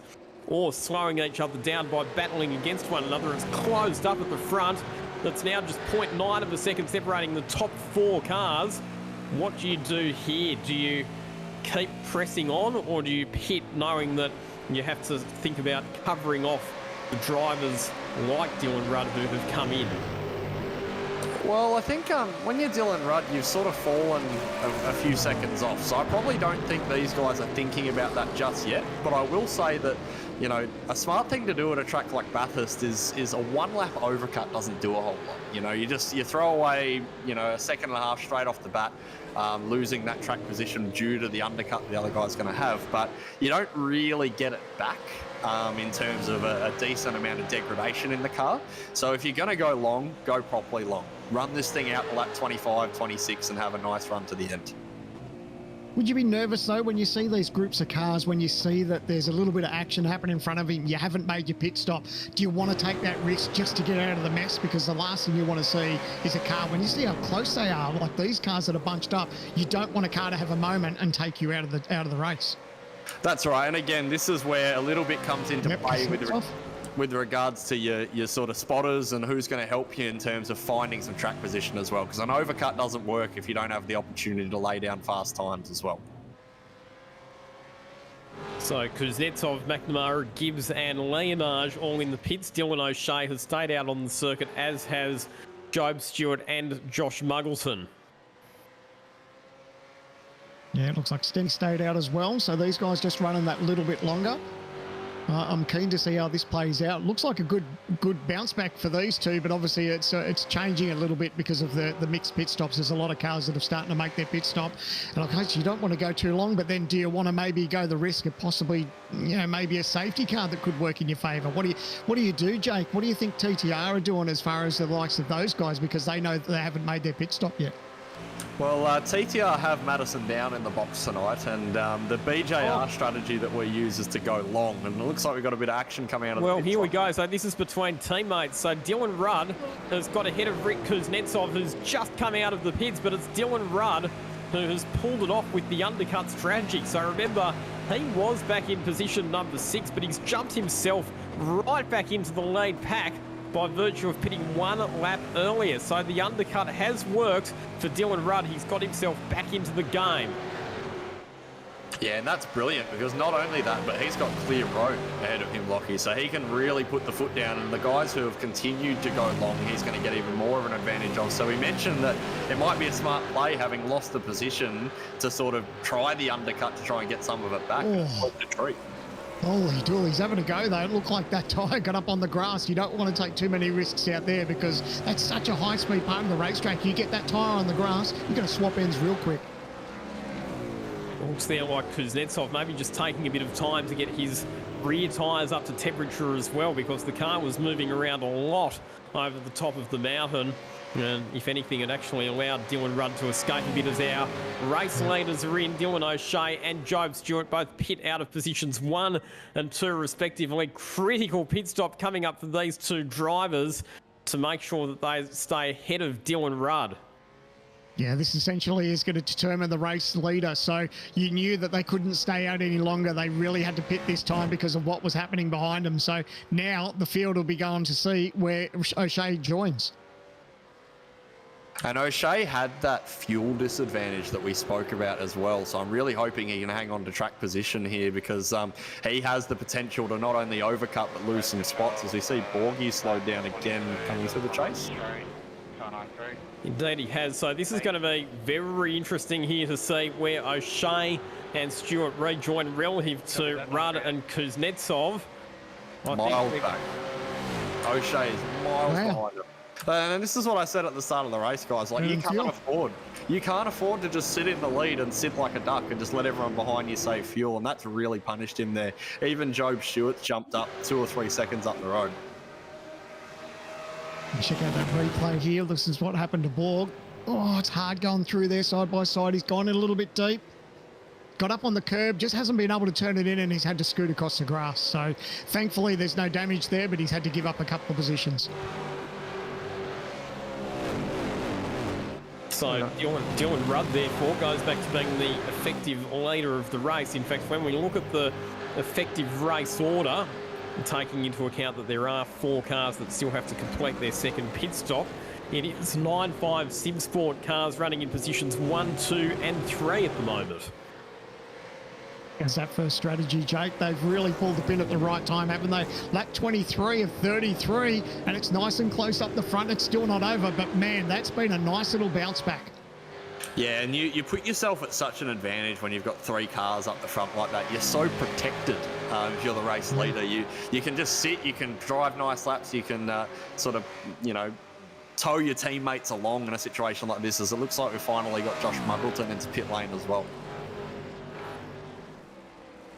Based on the undercut, I think that this might be a bit costly for both Josh Muggleton and Kurt Stenberg. I think that they're going to lose a lot of track position as a result of delaying their stop in a couple of laps. You can see just how costly it was for Dylan O'Shea, not just stopping later, but also the fuel disadvantage and the fact that he had a slightly longer pit stop there, because he has fallen back in behind not just Dylan Rudd and Rick Kuznetsov and Sean McNamara, but also Job Stewart and Rehan Leonage. So Dylan O'Shea falls back to what will effectively be 6th position.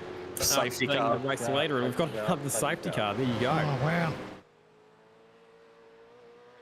So now we've just got to see what is now. Again, I think this happened to Muggleton last week when he pitted. Just as he pitted, the safety car came out just as he exited. So it looks like it might have bit him. But at the end of the day, he was still going to have to take his stop, and he would have fired in. Still would have lost those spots. He finds himself back in 12th now. Stenberg back in 15th. But what this does now is this bunches the field back up together. And that's what you want if you're Josh Muggleton. Like, looking at his car, he's had good top end all race. He has struggled for tyre life, but that might be a consideration as well. Hey, I've had a rough car. I've struggled to keep the rear tyres on it. Should I take the pain in this second stint and then set myself up where I can attack in the last stint, knowing I've only got sort of 9 laps to do? And there is the reason for the safety car. So top Blackburn, and that looks like potentially an engine failure for the number 947 ZB Commodore, the Race on Oz entry, and his night is done.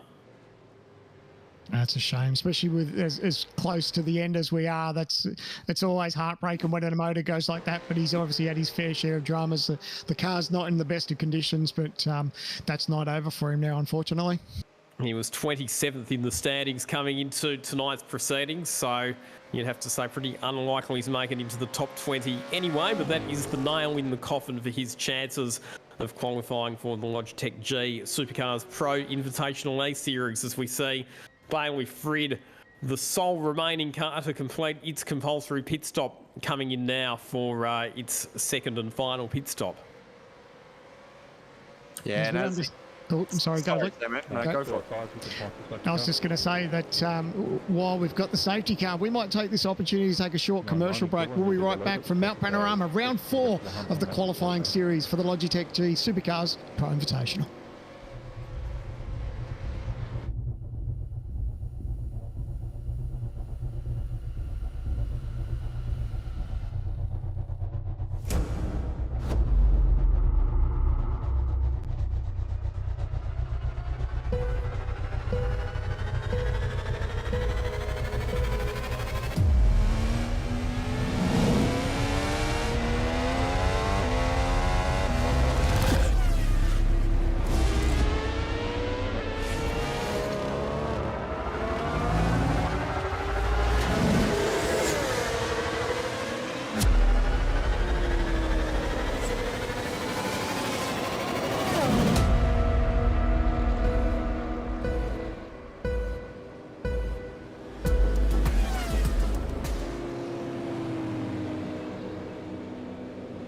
You're watching the Logitech G Supercars Pro Invitational Qualifying Series. In the commentary box with you tonight, Steve Sandman Clark. We've got Jake Burton and myself, Lockie Mansell, talking you through all of the action.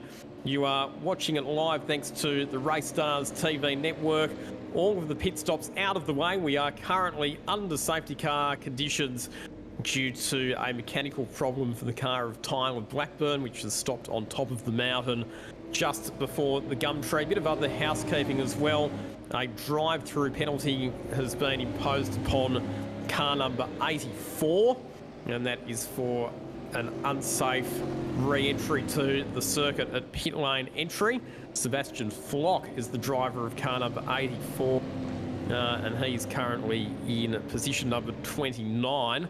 And that's a bit of a drama for him because he is coming into tonight 18th in the point standings. So not an ideal situation for him, and potentially going to slip outside of the top 20 and out of qualification for the Supercars Pro Invitational E-Series with that penalty. It's tricky, isn't it? Especially when we're this late in the race now. What do we got? It's like 25 to 33, so that just makes things massively more difficult. You don't think that you know, it's going to be too easy for him to bounce back from here. But hey, stranger things have happened. It's Mount Panorama. We've seen our second safety car, and it's going to be an absolute sprint. We talk about this was a sprint race, but it's really a sprint race now. These guys have got all their CPS out of the way. They know what they've got underneath them, but now it's just an absolute flat-out race to the checkered flag to see who's part of our series for 2023. Yeah, I reckon we'll do one more lap behind the safety car, so it'll be a 7-lap sprint to the checkered flag. Jake? Yeah, I was actually just going to comment on the same thing. I'm surprised that the safety car didn't come on down this time, because we've been talking all race long about how 33 laps isn't a sprint. Well, it's a sprint now.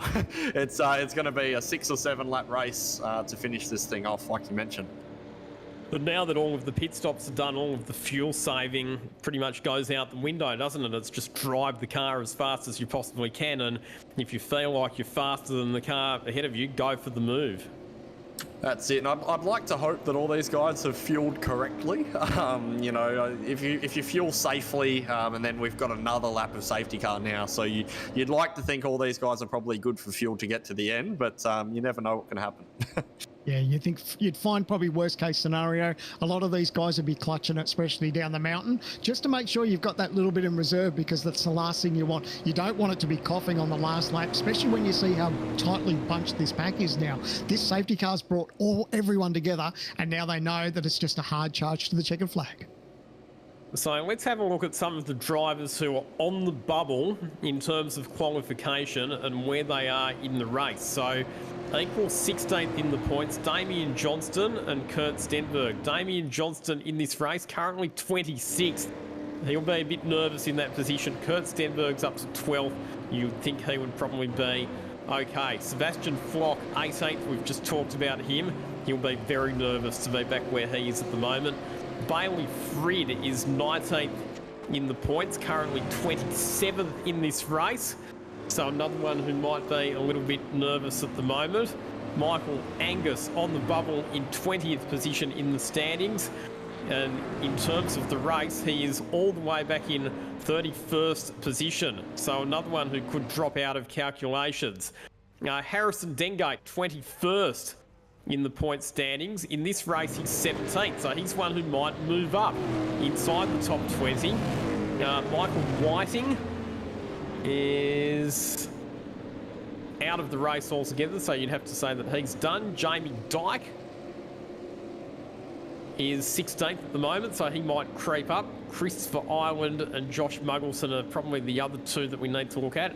Chris Ireland, his night has done. He is 6 laps down and he's in 34th position, so he will not be making it. But Josh Muggleson, 25th in the standings coming into tonight, but currently 11th in this race. Could Muggo spring himself into the top 20 in the last round of the season? Mate, I tell you what, I reckon the boys at TTR have got that calculator smoking at the moment. They'd be working out the points and seeing where he's at, whether he's safe or whether he needs probably 1 or 2 positions just to get himself into that spot. But man, that's heart and mouth stuff. He's really brought himself back into the game. This safety car's worked in his favour, and if he needs a couple more spots, watch him try and be aggressive at the start. Let's not forget that he's also got the best rubber of anyone in front of him. Yeah. He literally pitted right as this safety car came out. So everyone will get a bit of a reset. As we say, thermal deg being so important here on iRacing, a lot of these cars who had done a few laps will get a little bit of a free kick for a couple of laps as the tyre temps start to come down during this safety car period. But once we get about 2 or 3 laps under green, that's where Josh Muggleton's pace will really start to show. Now, Jake, if you're in the driver's seat, if you're leading this race, if you're Rudd, where do you go? Do you go now or do you wait? I reckon you go early. I reckon go through the chase, because last time round we went right on the kink of the last corner. You got to do something different. You also got your teammates behind you, so you could maybe count them in, see if you can get all three of you away. Try and sort of communicate this, get away, but I reckon you got to go early, but we'll see what happens.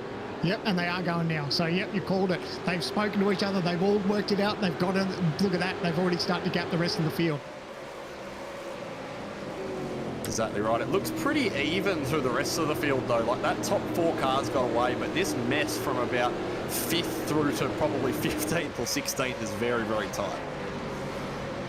But by accelerating well away early, it's just spread the field out a bit more than what we saw at the previous safety car restart. Like you said, the top 4 cars. Oh no, we've got drama at Hill Corner. Crunch. Bang in the fence. It's Bradley Vaughan. Brad Vaughan, yeah, it was indeed. So he's got it all wrong at Hill Corner. Whacks the wall. Manages to gather it up, thankfully, without any other cars being involved there. But beautiful restart from Dylan Rudd. And like I said, the cars behind him, Kuznetsov, McNamara and Stewart all went with him. Leonage probably a little bit slower to react, or it could have just been that he was in the middle of the chase and not able to accelerate away as quickly as the 3 cars ahead of him. But it's overall had the effect of just spreading out the field a bit more than what we saw at the previous safety car restart. I'll tell you what, it's never good when you have a moment and you're off the track in these races, but it's never good at a safety car restart, because wherever you are on track, you pretty much go to dead motherless last. So that's a bad, bad position for him. Also looks like we've had a bit of a redress as well. I think it's the 938 and the 2. Both of those cars pretty much out of contention, I think, by the looks of it. But nonetheless, a bit of a redress back in the field. I think, yeah, Robert Gibbs gave it back to Bradley Ratu by the looks of it. So they're there, but I don't think that'll make a huge difference in terms of our racing championship.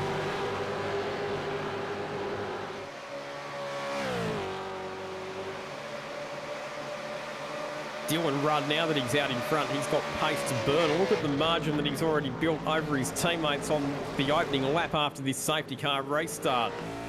So he was definitely saving fuel earlier in the race, but now that all of the pit stops and strategy are out of the way, this is where he is absolutely demonstrating the race pace of that 99095 SimSport Commodore. A nice position to be in too. When you're leading the pack, you start pulling away. You've got teammates who's supporting you behind you. I mean, everything's really working in his favour at the moment. It's pretty much eyes forward now. He's got nothing to worry about. It's just sort of hitting his markers. And if he puts it all together for the next few laps, he's looking at a checkered flag at Mount Panorama. And this is the spot you actually want to be in, guys, because the thing is with this car is obviously the closer you get to the car in front of you, the better the tow becomes. But also the aero push tends to get pretty bad around that 6 or 7/10 mark. Obviously, it's quite bad when you're right behind someone, but the advantage you get from the tow sort of outweighs it. But once you're about 6 or 7/10 off the pace, that's where the sort of push starts to get really bad over the top, and you don't get the gain down the straight, as we've also seen a purple lap from Adam Briggs that last time by, so some late race pace from him coming too. 2 minutes 3.4 for Adam Briggs, who's up behind Dylan O'Shea, our early race leader at the moment.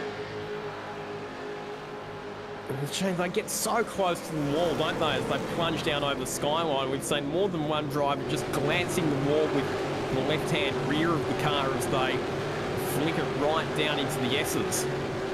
I'm surprised how many people do it. I mean, you know, you obviously can get away with it once or twice, but geez, the more you flirt with danger, especially around here, the last thing you want to do is bend that race car, because not only can you do damage and break the rear, but you just don't want to hurt that aero advantage too. But talk about aero, look at Rudd, mate. He's absolutely flying. He's gapped the field by 1.2 seconds now, and he's just in cruise mode.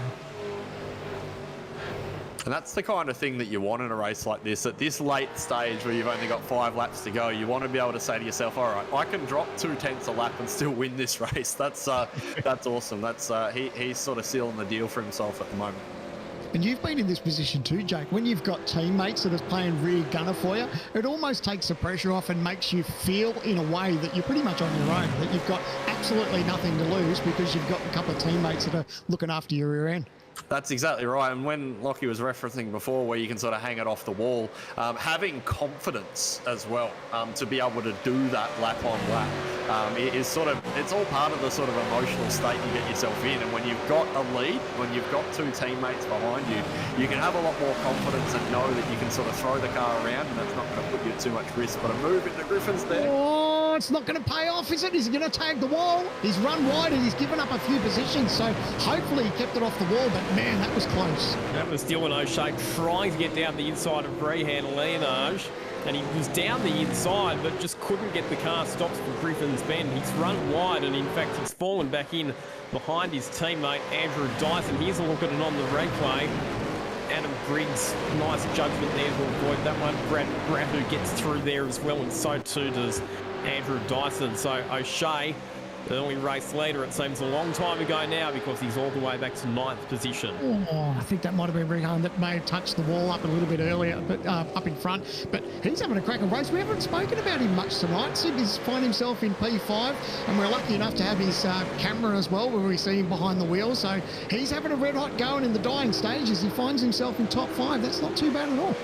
One of the young rising stars of the sim racing scene. Ultra impressive in round 2 of this qualifying series at Hockenheim, where we saw him racing wheel to wheel for the win with Dylan Rudd. They were side by side for virtually the entire last lap, and Rehan showed maturity beyond his years in that battle. And once again tonight at Mount Panorama, one of the most daunting circuits that we see these cars race at, he is put in a fine and mature performance and currently holding down a top 5 position. Just having a look, and Josh Muggleton hasn't quite had the advantage on tyres than I thought he might have done. But something I was thinking as well is, unfortunately, we're not in the position right now to provide you guys with live points, but it's possible that TTR have crunched the numbers, and maybe Muggo doesn't have to do anything more. Maybe he's happy just sitting here because he knows he might have done enough. But yeah, not too sure. It just seems like he hasn't quite got the pace that I expected with him on green tyres. No doubt, as we have discussed, the number crunching will have been done by the team of Trans-Tasman Racing, and I think that's the importance, isn't it, in this position of having a good team behind you to make you understand exactly what the point situation is, and make sure that they counsel you so you don't take any unnecessary risks or get flustered in the car. That's the advantage of having a good crew on the radio to you during these races. Well, you'd really hate to be in a position where you sort of go for a big lunge, take a risk that you don't need to make, have a crash, and then find out afterwards that you didn't even need to make it. So yeah, there certainly is an advantage. Having a look at the TTR chat, though, I don't actually think they've got any idea what's going on based off what Richard just said. But nonetheless, yeah, Muggo driving smart at the moment, knowing that he's in a half-decent position and he's in a shot with some of the bad nights that you rattled off before, Lockie, that other drivers have had, that you may not need to take that risk. Yeah, on the other hand as well, though, wouldn't it be frustrating if he gets to the end of the race in 11th and then finds out afterwards that if he finished 10th, that would have been good enough to qualify. So, yeah, it's a double-edged sword, but anyway, he's definitely had one of his more trouble-free performances of the season so far. Well, I'm having an absolute giggle watching Kirk Stenberg. It's like he's whipping the horse. He's trying to get that thing going faster in a straight line. He's really got some up and go about him. I think he's excited about the position he's in. It's good to see him actually having a decent run, but he's got a little bit of pressure for Pine, so maybe that's why he was whipping it. Yeah, Stenny historically one of the unluckiest drivers, I think, just about on the grid. So as of right now, again, I haven't done the exact math, but with him being, I think, 18th or 16th equal, I think, in the championship and sitting 12th at the moment, you'd have to say he's probably all right. He's just got to put these last 3 laps away. Now, if you were in his seat, do you want someone in your ear telling you just hold, like you should be pretty right if you finish there? Yeah, I think it depends on the driver. We alluded to this last week, how certain drivers like some silence, some drivers need some coaching and sort of psychology to be calmed down. But I think Stenny's definitely one of those guys. You need a Madison down in your ear saying, Stenny, head down, bum up, just get it done.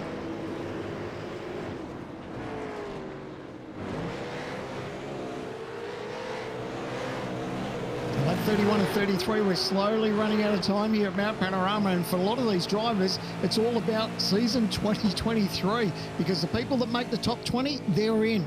Like we said before, the people who don't, they're sitting on the couch and they have to listen to us for the year. I wouldn't wish that on anyone. Thomas Hidden sitting in position 20 at the moment, under some pressure from Michael Talliazic, whose night got off to a terrible start when he stalled on the starting grid, but he has made somewhat satisfactory recovery since then and moves back up into 21st position.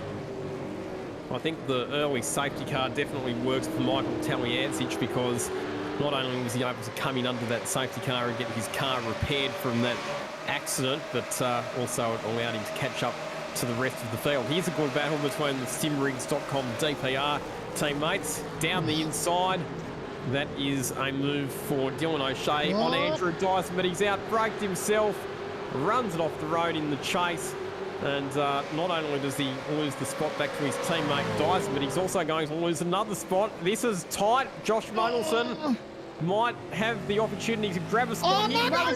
Massive slide out of Murray's corner, and that's going to cost Muggleson a couple of spots that potentially he could not afford to lose, given the perilous situation that he's in the championship. Oh, Jake, you touched on it before. Muggo's car control. Have a look how sideways this thing gets. Unbelievable. He's on the anchors. He's got his teammate in Stenberg going around him. Man, oh man, he was so lucky. If he had a bender, it would have been season over. That's two scenarios in this race where Muggo has had that car 60 degrees to the racetrack pointed at the fence, and he's managed to save it. So huge testament to his car control, but I have no doubt that Muggo is probably punching himself at the moment over that. That is an absolute huge mistake that, as Lockie mentioned, we don't unfortunately know, but could be the difference between him making it into this series or not. And that was all created because of that mistake. We've got 2 out of our 4 race leaders glancing the wall at Sulman Park on the run down through Metal Great. They are absolutely on the ragged edge. And these drivers, as they push hard in the battle for what is second position, McNamara and I think Job Stewart as well, both glancing the wall with the right-hand sides of their cars. But that incident down at Murray's Corner with Josh Muggleton, that all started because of the mistake for Dylan O'Shea at the chase. And it was as O'Shea was gathering it up and rejoining the road that Muggleton was forced to the outside on the run into Murray's Corner. Ended up slightly wide of the ideal racing line and got all crossed up. Because here is the battle for the final podium position with Job Stewart right in the slipstream of Sean McNamara. Both of them deep under brakes into the chase. And McNamara managing to fend off the attack from Job Stewart for the time being. Kuznetsov has pulled clear of McNamara and Stewart, and in fact has got to within 0.8 of a second of his teammate Dylan Rudders. The white flag waves. We're on the final lap, the final 6.2 kilometre journey of Mount Panorama, the final lap of what has been an enthralling qualifying series for the Logitech G Supercar Pro Invitational. It all comes down to this, doesn't it? It's the last lap at Bathurst, Mount Panorama, round 4 of the qualifying series for the Logitech G Supercars Pro Invitational for 2023. There's a lot on the line for some of these guys. People are just having a red-hot go. If they know they're safe, they're going to go for the dive and make the move. But if you're back in the pack and you need those points, you've got to think smart. You've got to think, you've got to get the job done. But man, time is running out. And look at the pressure that Stenberg's under now. There's a bowler behind him.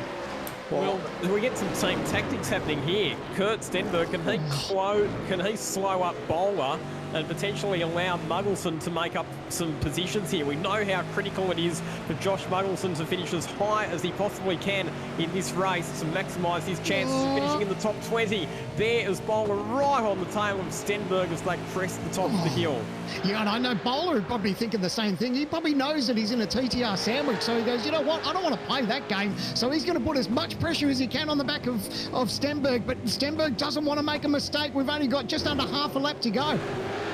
You were spot on, Lockie. That's exactly what he's doing. You don't end up on the back of someone all the way over the top like that if you're at full pace. So there is no question. And Muggo goes to the inside. Yeah, you don't want to make that move and then have it come unstuck. Now he's got to worry about the speed that he's lost. It's a drag race too. Stenny may lose a position here, so these guys are side by side. What's this going to do for Muggo? He's going to have a big hard toe when these guys are side by side. Have a look at them go. They're going to be here fast, furious, into this right-hander. Who's going to give it up? No one wants to throw it away because it's the last couple of corners at Mount Panorama. Oh, no! Oh, Muggo, he's gone again! Oh, no. He's hit Stenny. Oh, you are kidding me. Wow, while all of that's happening, just outside the top 10, congratulations to Dylan Rudd. Not only is he the race winner here at Bathurst, but he is also Supercars Pro Invitational Qualifying Series champion with victories in 2 out of the 4 rounds. Rick Kuznetsov comes home in second position to make it a 1-2 finish for the 9-5 Sim Sport team. And Job Stewart managed to get ahead of Sean McNamara on the last lap. So Job Stewart Pursuit Sim Racing rounds out the podium. And let's just check out some replays of all of this action. What has happened in the chase? Muggleton, he hit his teammate. Oh, Stenny. Oh, no! And that's killed him. There's a rejoin as well. There's an ugly rejoin here as well. He gets a little bit loose and he gets hit by Damien Johnston. So that's Muggo done for sure. But fortunately, I think Stenny may have just got it to the line. I think there would be some serious conversations in TTR if that had led to Stenny not qualifying as well. Yeah. Can you imagine if they'd both taken each other out and both of them are sitting on the sidelines like, man, oh man. Yeah, and there's that contact there at the end. Oh, man. A couple of turns to go at Bathurst and he's definitely out. He's definitely out now. 23rd position he finished the race in, Josh Muggleton, so you're right. It was looking so good for him with just a couple of laps to go, and how it all went pear-shaped so quickly. But let's not take anything away from Dylan Rudd, because what a performance it's been for him throughout this qualifying series. He's been right amongst the lead pack in all 4 of our rounds. He's won 2 of them.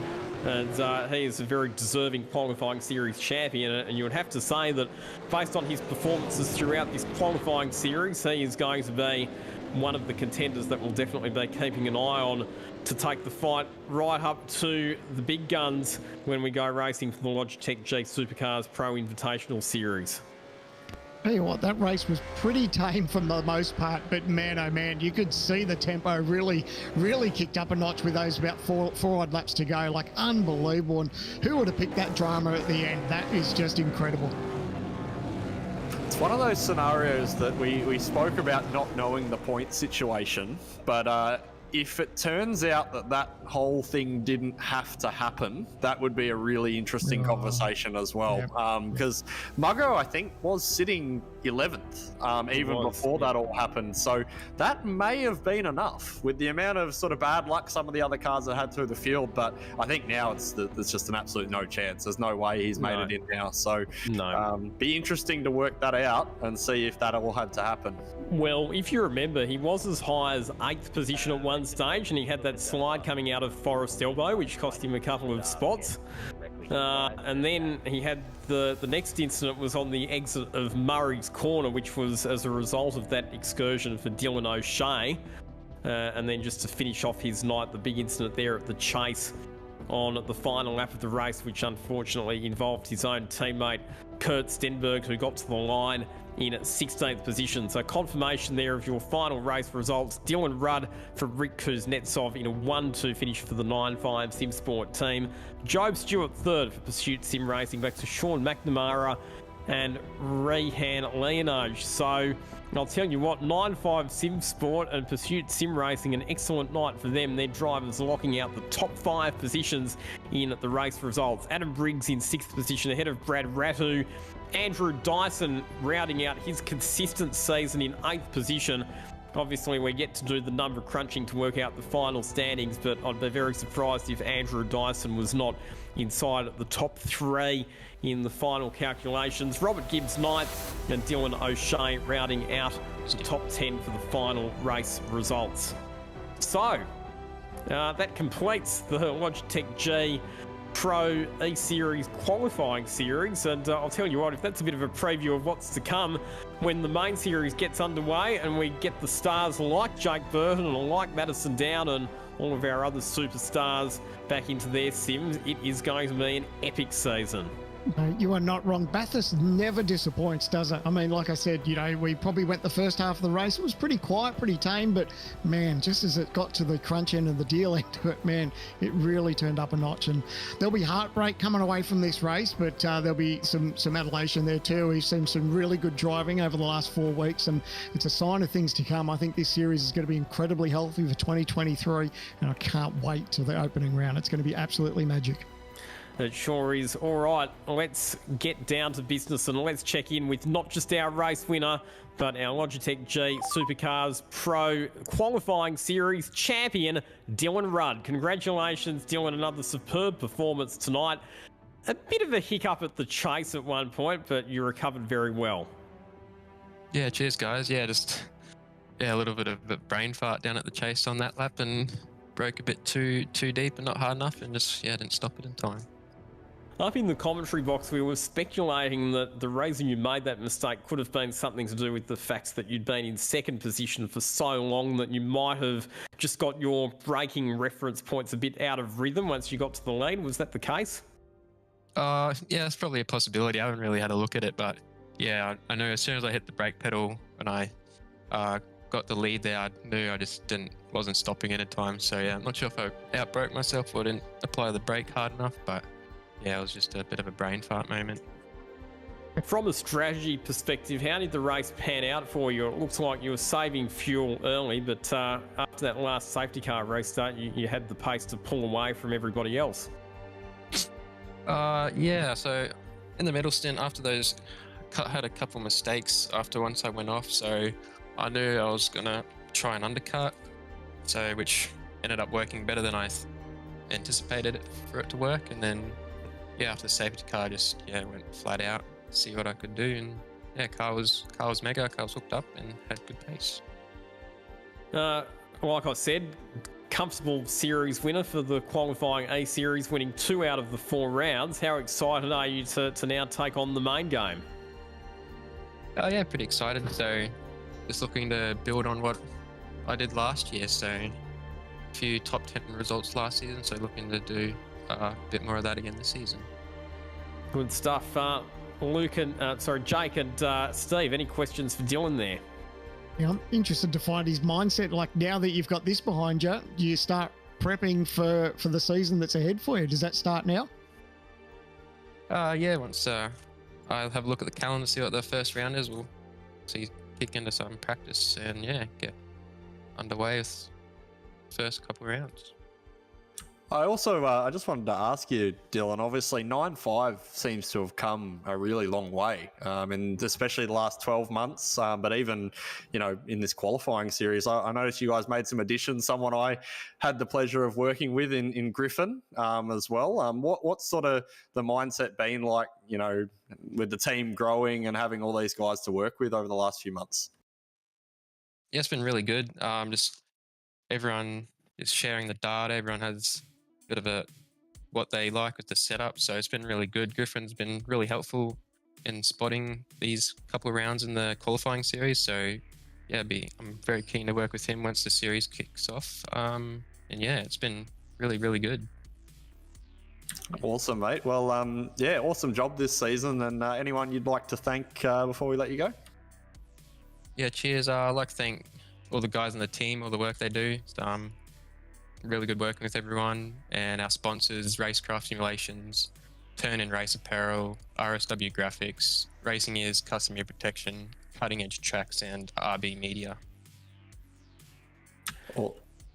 Really well done, Dylan. Congratulations on a fantastic evening, and congratulations on a sensational qualifying series. You are the qualifying series champion. We'll let you go and celebrate with your team and turn your attention ahead to the main game. Also, jumping into the commentary box for an interview, coming home in second place tonight in a 1-2 finish for the 9.5 Sim Sport team, Rick Kuznetsov. Congratulations, Rick. Another great night for you to round out a very consistent performance in the qualifying series. Yeah, it was a mega mega team result for everyone. Finally able to get a podium, which was nice. I feel like I've always missed out the podium with strategy or unlucky in the race, but I was really happy with the result tonight. You're involved in some pretty hard battles tonight, and obviously with your teammates both in the thick of the action as well, there was a lot to think about with strategy, but also making sure that you gave each other plenty of room on the track. How did the race pan out from your perspective? Yeah, it was just about keeping it clean and staying off the walls. I knew Dylan had mega pace, so I was trying to stick with him the whole race. After the last safety car, he was pretty quick off the gate, but I was able to close in a little bit in the end, which was nice. So I've got Steve Sandman Clark and Jake Burton here as well. Guys, any questions for Rick? I was going to say, Rick, it's nice always. Well, Jake and I were talking in the commentary box about when you're in the dying stages of a race and you've got teammates around you, it takes that bit of pressure off. That would have been nice in the closing stages of this race. Yeah, 100%. You have a lot more trust in them without making big dive bombs. So, yeah, it was a pretty good experience with 1, 2, 3 to the last lap, which was a bit sad to see. Yeah, I was gonna ask you, Rick. Obviously, you were one of the guys in this qualifying series who competed in the Supercars E Series just recently, and you actually had, if I remember correctly, some really good results in a couple of rounds. Sort of, what's your approach or goals for this season? Like, obviously, you know, qualifying for this was probably a nice place to start, but when you're looking at the upcoming Logitech Pro Invitational, is it sort of, do I want to be winning races, or do I just want to finish in the top 20? Do I want to be consistently in the top 5? Do I want to win the championship? What's the mindset? I think the main thing will be winning championship, but I think it's going to be a while till I do that. So I think any podiums or top 5s next season will be mega. Really, really good job there, Rick. Before we let you go, who would you like to thank for who gets it done for you? Racecraft Simulations, Tony Ray's Apparel, RSW Graphics, Racing Ears, Cutting Edge Tracks, and RV Media. Awesome stuff, Rick. We will let you go and join your teammate Dylan Rudd in celebrations for the evening. There he is, Rick Kuznetsov, second place tonight for the 9.5 Sim Sport team, and coming home in third place for Pursuit Sim Racing, Job Stewart, who managed to sneak onto the podium on the final lap of the race. Job, talk us through that last lap battle there with Sean McNamara. Yeah, that was pretty crazy. After that last pit stop, I knew I had a little bit of work to do because I lost a position just due to a bit of a bad strategy call by me. But yeah, it was pretty hectic on that last lap. I was pushing him pretty hard, you know, for that whole last stint, and then yeah, just got lucky at the chase when he blocked a little bit and went slightly too deep and just ran wide, and yeah, just snuck through. Yeah, we're actually just watching a replay of it now on the coverage, so it was some pretty heads-up driving from yourself because you're able to force Sean into a mistake and fire it down the inside. Now, we haven't seen you in the field for the full qualifying series, so I'm not sure where that leaves you in terms of competing in the main game, but how much fun did you have tonight? Oh yeah, it was heaps of fun. I think I was 34th coming into this race, so I don't really think I've got any chance of making it to the main game on points. But yeah, it was super fun tonight, and even the first race I did at Phillip Island. Yeah, it's just great fun racing these guys and working towards something which is the main series. Yeah, it's just great fun racing against everyone in the series, and everyone always races clean. So yeah, it's great fun. Give us a bit of a sense of your plans for season 2023. I know that obviously you've got a very promising real-life racing career with some great results in the Toyota 86 series. What are your plans for this season in both the virtual and real-life worlds? Yeah, this year in the virtual world, I'll try and do as many V8 Sculpts races as I can. And also, if I manage to make my way into the Logitech series somehow, I'll try and do as many of those as I can. If they don't clash with my real life racing in Super 3, which I'm doing this season with Image Racing. So yeah, I'm looking forward to racing sim and real life this year. There's a fair bit of racing lined up, so I'll try and do as much as I can. Yeah, really looking forward to seeing how you go in the Super 3 series. It's a great opportunity for you. We've got Steve Sandman Clark, Jake Burton here in the commentary box as well. Gentlemen, any questions for young Job?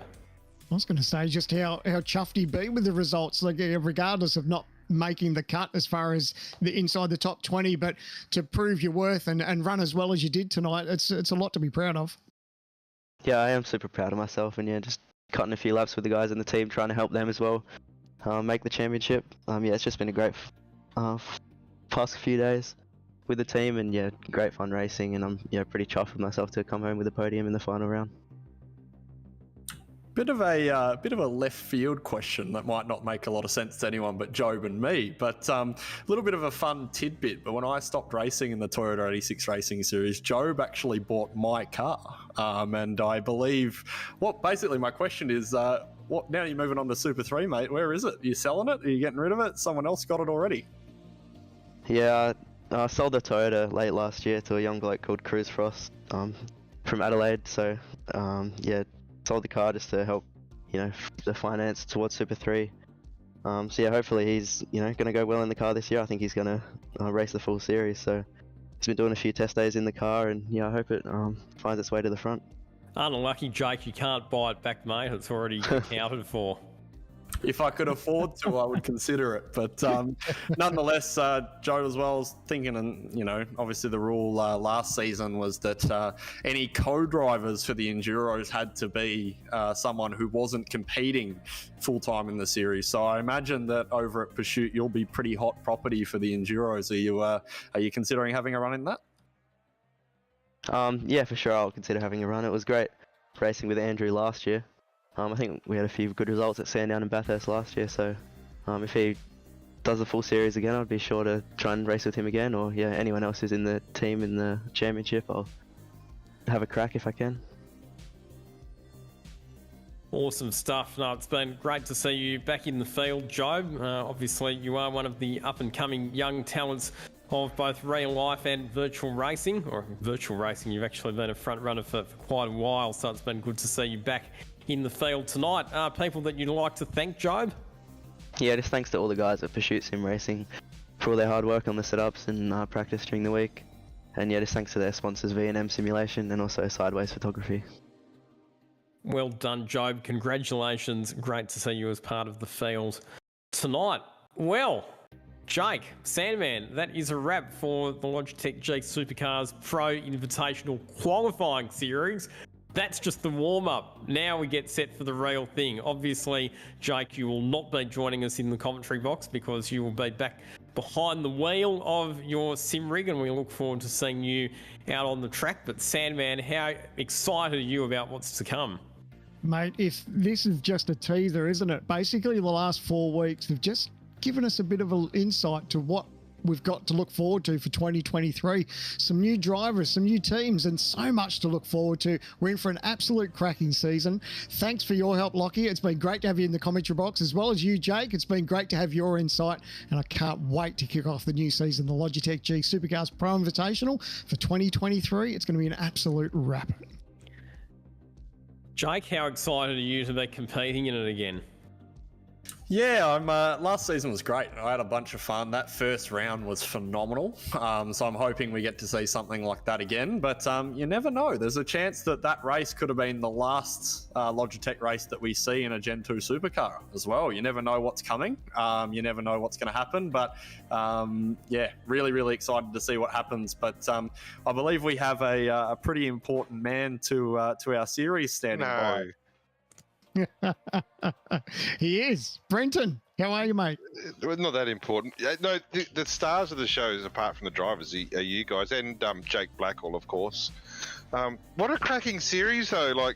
So when we started discussing how we're going to get the next 25 pro drivers in to race against guys like Jake Burton, we thought this is how we're going to do it, and it's actually exceeded our expectations. Having new cars, new teams, new drivers battling up the front was really refreshing, and they all competed in the spirit of it. And the amount of practice servers that are up during the week to get these guys, the best opportunity they can to get in the Pro Series, they're busting their guts just to get into the main game. It's been a big success for us, and we're looking forward to round one late next month. So the calendar's done.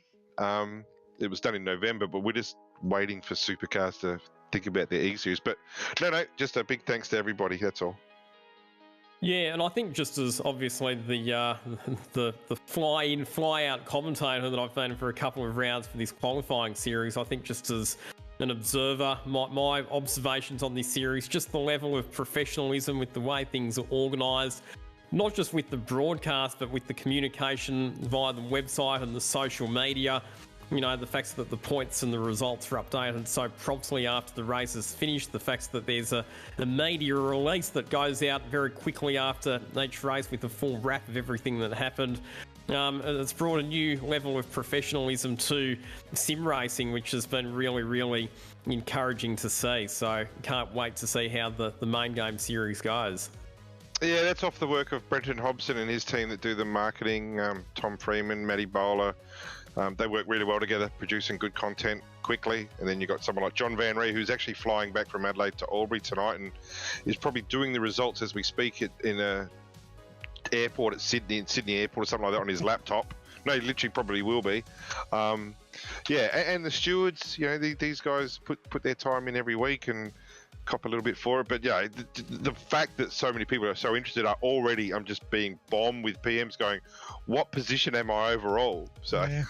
I don't know, we don't know, but you know, soon we will, and we're looking forward to sending the invites out to certainly the 20 drivers that work their way into the field and deserve their spot, and then there's an amount of other drivers who are going to get exemptions for one reason or the other. But yeah, looking forward to round one of the Logitech Pro Series, and yeah, roll on, just keep rolling on 2023. Yeah, here it's going to be really, really good. And like we've all said, can't wait for it to get started. Make sure that you stay tuned to the Logitech G Supercars Pro Invitational website and Facebook page for the final confirmation of the drivers who finished in the top 20 in the qualifying series, who have therefore earned themselves a spot in the Supercars Pro Invitational League Series, and also obviously confirmation of that series calendar when it does get finalised. Big thanks as always to the broadcast team. I've been joined in the commentary box this evening by Steve Sandman Clark, and it's also been fantastic to have Jake Burton lending his expert comments as well. Luke Lucas, the director behind the scenes at Race Stars TV, doing an excellent job with the broadcast as always. Big thank you to everybody who's tuned in, and congratulations to all of the drivers for putting on a great show for us all. Hope you've enjoyed watching all of the action from the Logitech G Supercars Pro Invitational Qualifying Series. On behalf of the entire team, I'm Lockie Mansell. Bye for now.